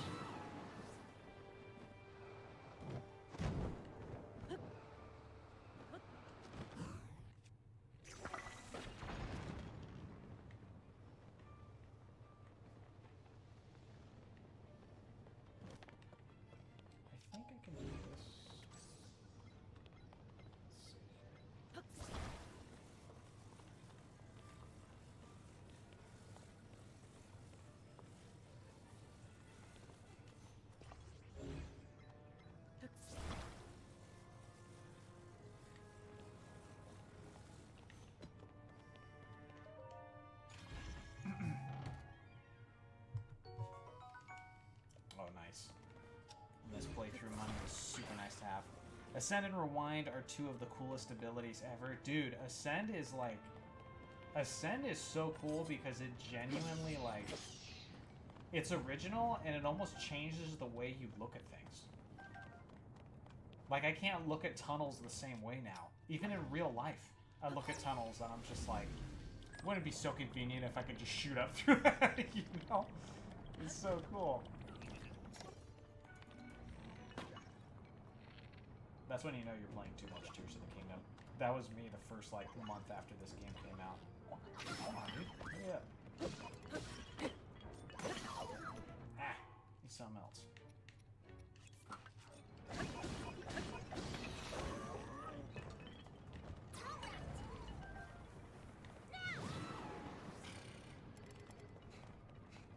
You and your accidental uses. Okay, might as well open this one up.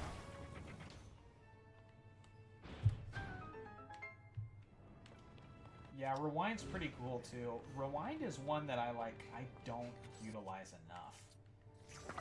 I've seen people online use it in ways that I'm just like, man, I hadn't even thought of that.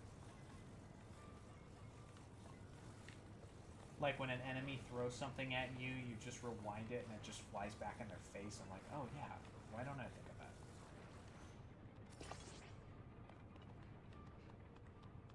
Come on.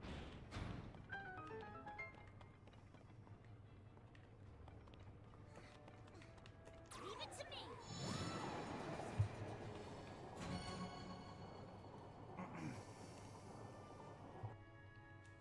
Alright. And just one more switch. See, that's what I'm saying. This temple, by the time I do this one, this entire temple will have taken me 20 minutes. And never once did it feel like I was having a hard time figuring it out. I'm even like distracted by like trying to keep up with chat and everything. And this has just been like, just like so easy.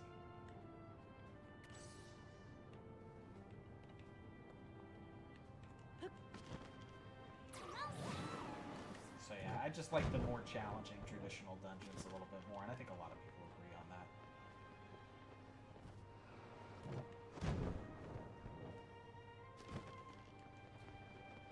Doesn't this open though? I feel like this is one of them. That's it too.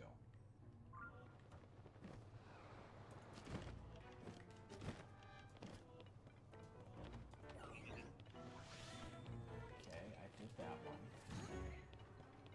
Let me go back up. This is the only one I'm struggling to remember right now.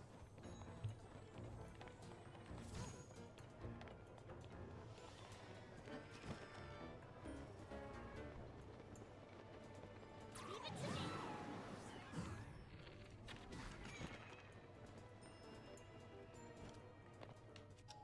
Oh, you literally just yank it open.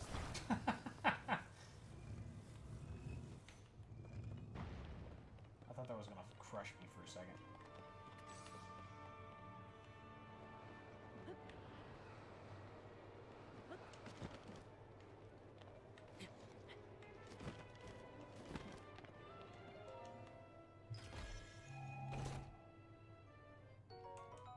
The music is really good. I don't like that they have to change it up 4 or 5 times, but each of the different themes in this temple are really good. Really epic.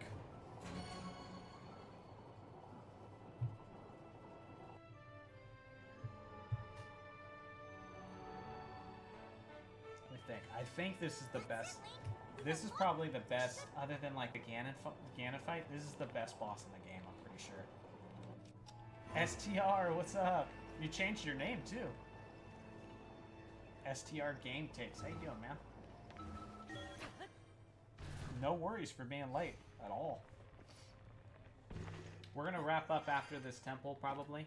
This was a really fun boss fight, though, so I'm looking forward to this one. Let me just go around normally.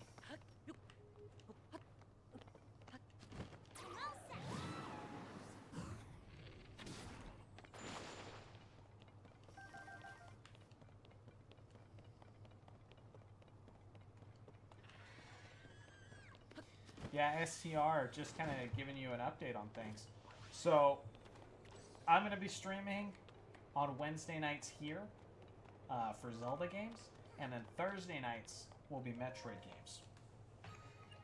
Somebody suggested that I do a Q&A for my 200,000 celebration on my basketball channel, so I actually think I'm going to go live after I hit 200k subscribers there and do like a Q&A, and that was a good idea. I think that'll be fun. I'm still gonna do like my 200 questions video itself, but I think I'll do like a live stream as well. I think that'll be fun.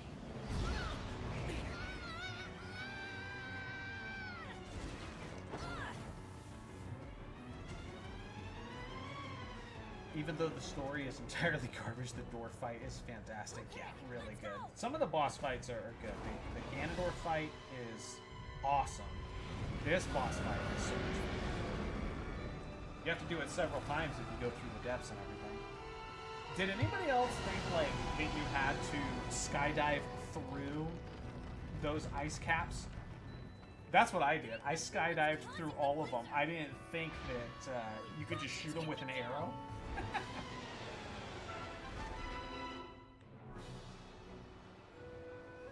This wind is so strong. Don't get blown away, Link.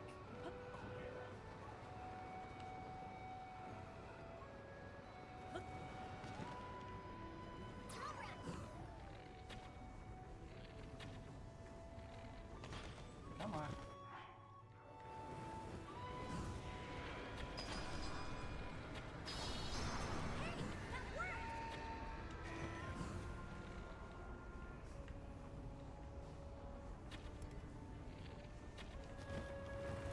Come on, get closer. This thing ain't reaching.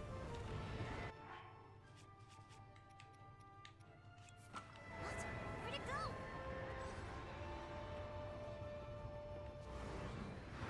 Link, below you. No, I'm on the wrong side.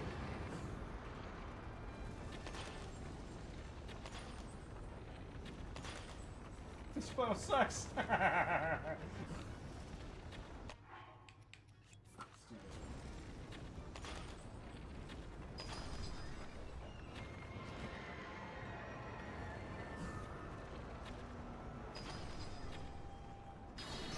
Great job, Link.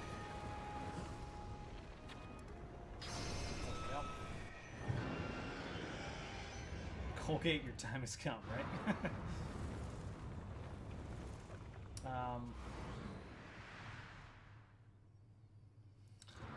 About the basketball channel, I'm so happy you returned to my favorite series you have. Which series are you talking about?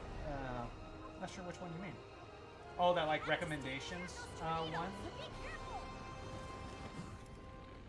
Yeah, where I recommend like old games you should watch and provide links. Yeah, that's a fun one for any like super fan, for sure. Oh shoot, now I have a really crappy bow.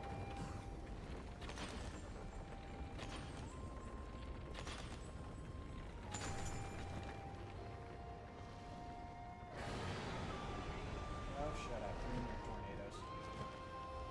Link, don't get too close to the tornado. What? I look fine! What just killed me? Was that the tornado? Link didn't even react. He was still upright. Like, what? Yeah, I love that one, that series. Yeah, I appreciate that, man. You have a basketball channel, says ID Munster? Yeah, it's just titled Johnny Arnett. It covers basketball history and stuff. King Culper says air fever. Yeah, that was crazy. That's okay. I didn't have a very good start to the boss fight, so it's fine. I don't think I've ever died on this boss fight, but to be fair, it's such a bitch.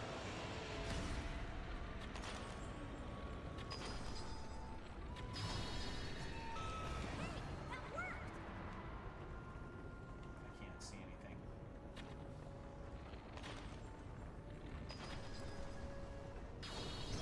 Way to go, Link. I'll help too.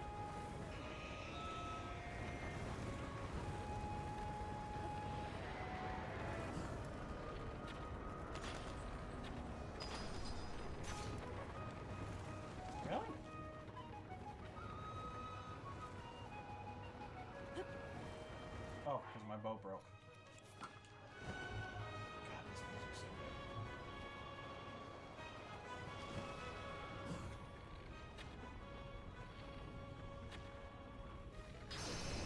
Nice. Alright, let's not have tornadoes kill us again. SCR said, did you get AM2 art? No, we were actually talking about it earlier on stream. I am going to play it on stream when I play it.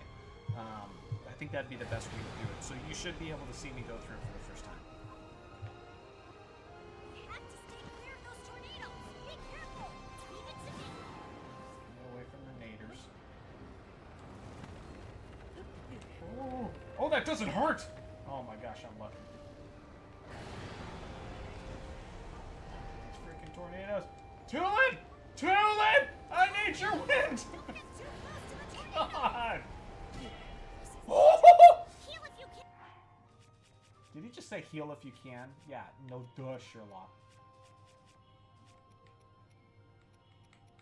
Okay. But with what? I should have made meals. Bro, how long do these tornadoes last? The frick?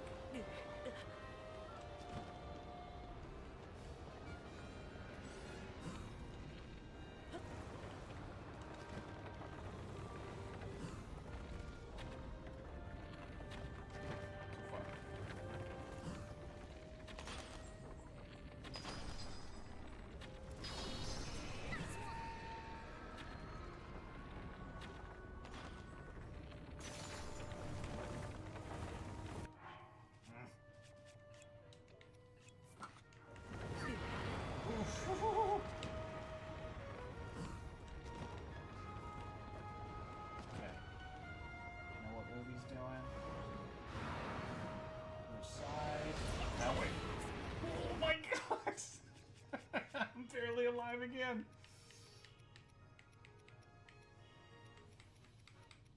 I got greedy.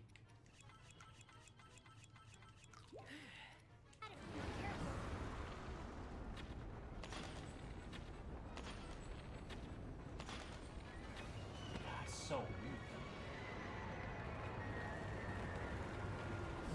Oh man. Come on.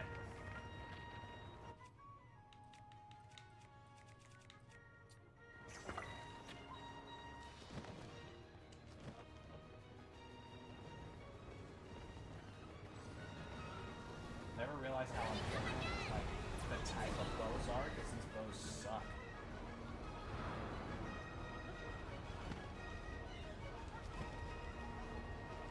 I'm trying to stay below the tornadoes. I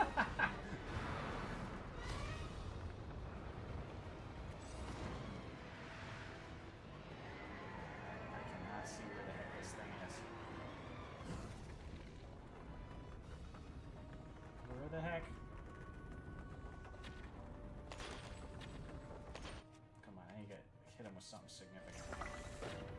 Oh!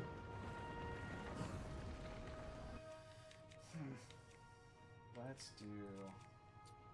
Like anything that's going to make it hit a little bit harder. Okay.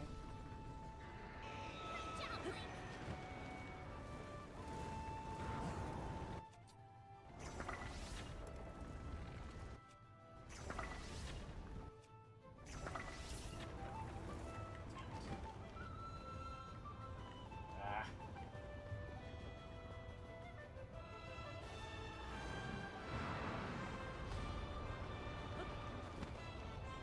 Where's he at?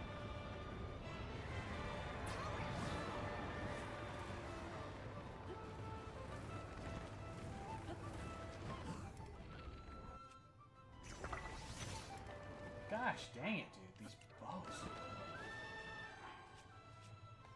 Do I have any left? Oh my gosh. I probably should have made sure I had better stuff before I came here, but whatever.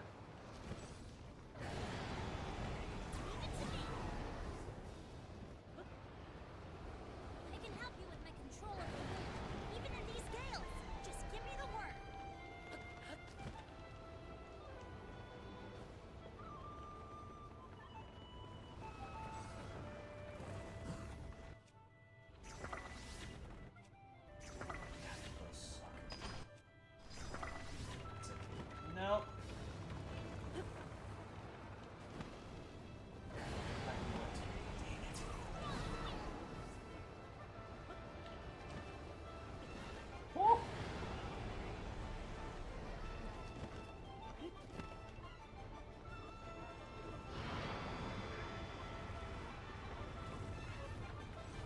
that. This normally isn't that hard, but when all of your bow and arrows are absolute garbage tier, it's a lot more difficult than you think.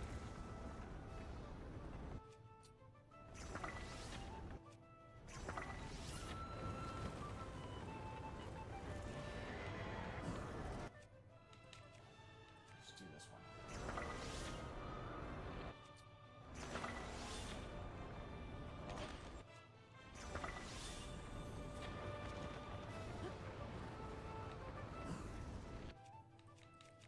Oh no. Okay, I need to hit him with something hard.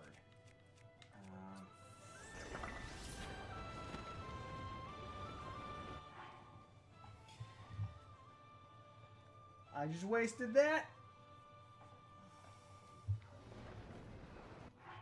Let me see. Heal if you can. Yeah, you're right. Okay, so I have this one. And I don't have any arrows, which means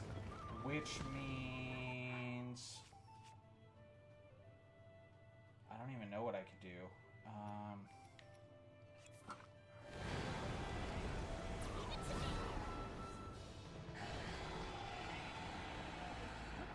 Just a little more, Link.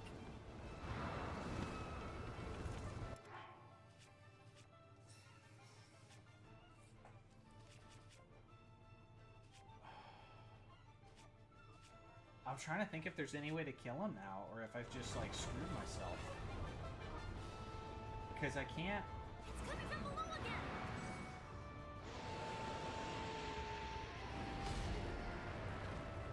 I can't really. Unless.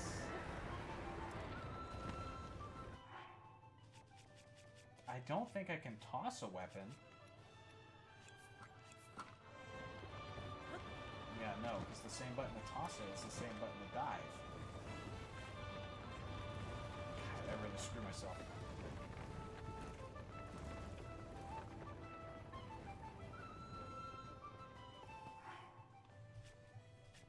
I'd hate to have to start this over.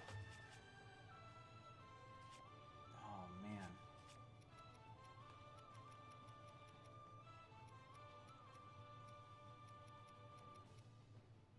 Yeah. Chat, do you know any way, any suggestions on how I can kill him with 0 arrows?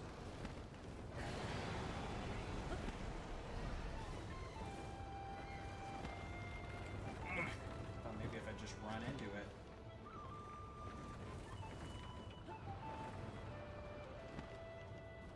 I mean, I'll go down here and see if I can find any. Yeah, actually, it's right there.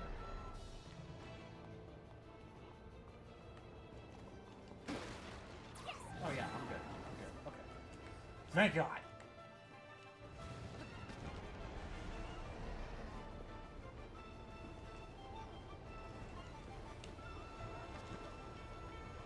Dude, honestly, if it wasn't for the tornadoes, this would be like a cakewalk. But, oh, now he's spamming him.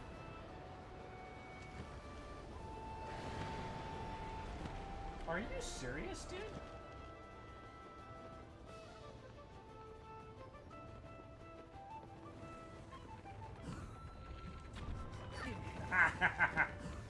Alright.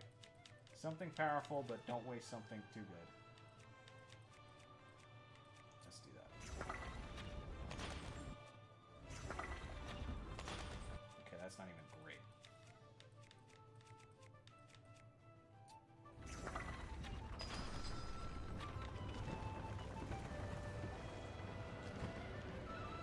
That's it. God, about frickin' time. Holy crap, that was ridiculous. Learned my lesson. I'm gonna make sure I have better weapons next time.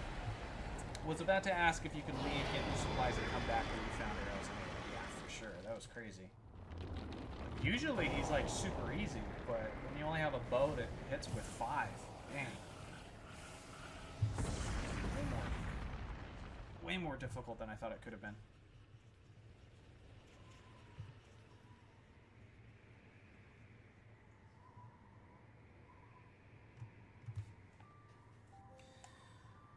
Alrighty. Alrighty, so one boss down in our 3 heart challenge.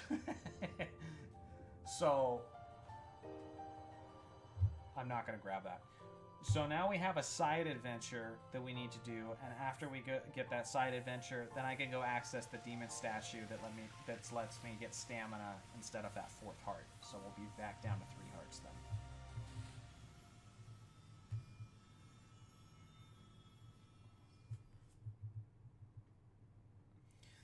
Ugh. Thanks for sticking through me with that. Oh my gosh, that was ridiculous.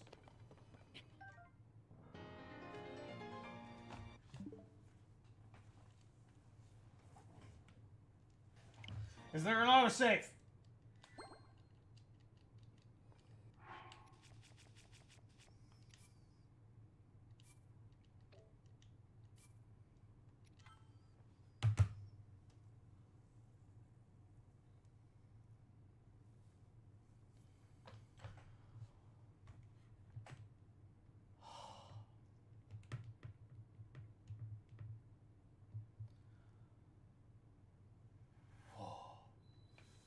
Boys, we dodged a bullet.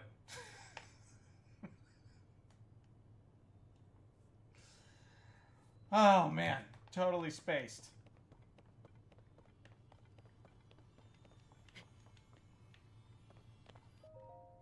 Alright, cool.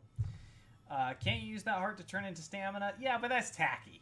I'm trying to get rid of my 4th heart as fast as possible. I'm not gonna get like a 5th, 6th heart and then be like, well guys, I'm gonna turn him into stamina. No. You can't pick up the hearts. That's how I see it.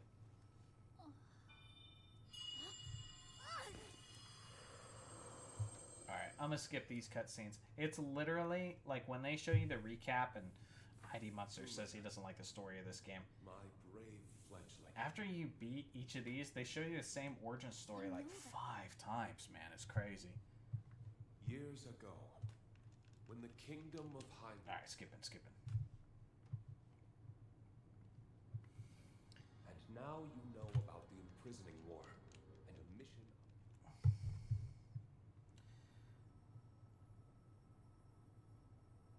So it's my mission. Skutless, in that fight you had one moment where you went to half a heart and another where you went down to 1 full heart, so you kind of sort of technically failed the spirit of the 3 heart challenge. Yeah, kinda. So amazing. I don't know. I'm not going to consider that a fail, though, because, again, unless you glitch or cheat in some way, like mod the game in some way, you do have to have a 4th heart at this point. You have to. It doesn't give you an option to exchange it. So, I don't know. It is what it is. I get what you're saying, but if the game forces you to do it, I just roll with that.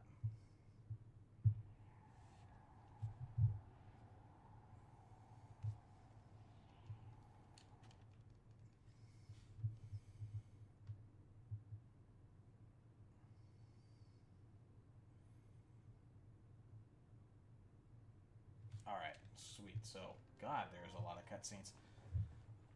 Alright, so now we'll have Tulin as a sage, which is nice, because he's the only one I really like using. He has some drawbacks, but I feel like the pros far outweigh the cons.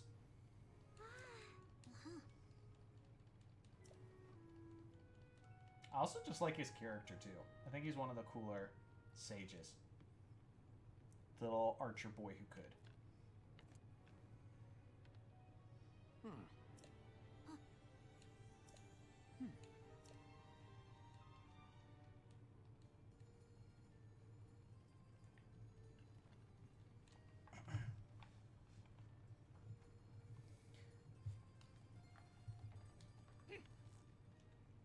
So I'm going to wrap it up here tonight. As soon as this is done, I'm going to go ahead and save. So tomorrow night, around the same time this stream started, I am going to start Metroid, and I am going to do the NES version to start that off. A version I have played quite a bit. As soon as that one's done, we move to Zero Mission. We're going through the Metroid games in chronological order. Tiba is cool, says ID Mustard. Yeah.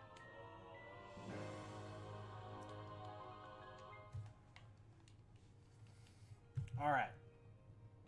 1 temple down in this goofy challenge. So I'm going to go ahead and save it there. So just as a quick recap, Wednesday nights, Zelda streams. Thursday nights, Metroid streams. So stay tuned for those. And yeah, after this one, we're going to play Twilight Princess HD. And Tears of the Kingdom comes out in 38 or 37 days. So looking forward to it. Aaron Fever, we need to talk. Give me a call. And yeah, the other guy who was in here who's going to help me out with my Discord, we got to talk to. Ark, I'll hit you out. I'll hit you up if he doesn't do a good job with that, and you can help me with the Discord. So anyway, thank you all for jumping in, hanging out. It's been fun. And be looking out for more videos because I got a lot of them.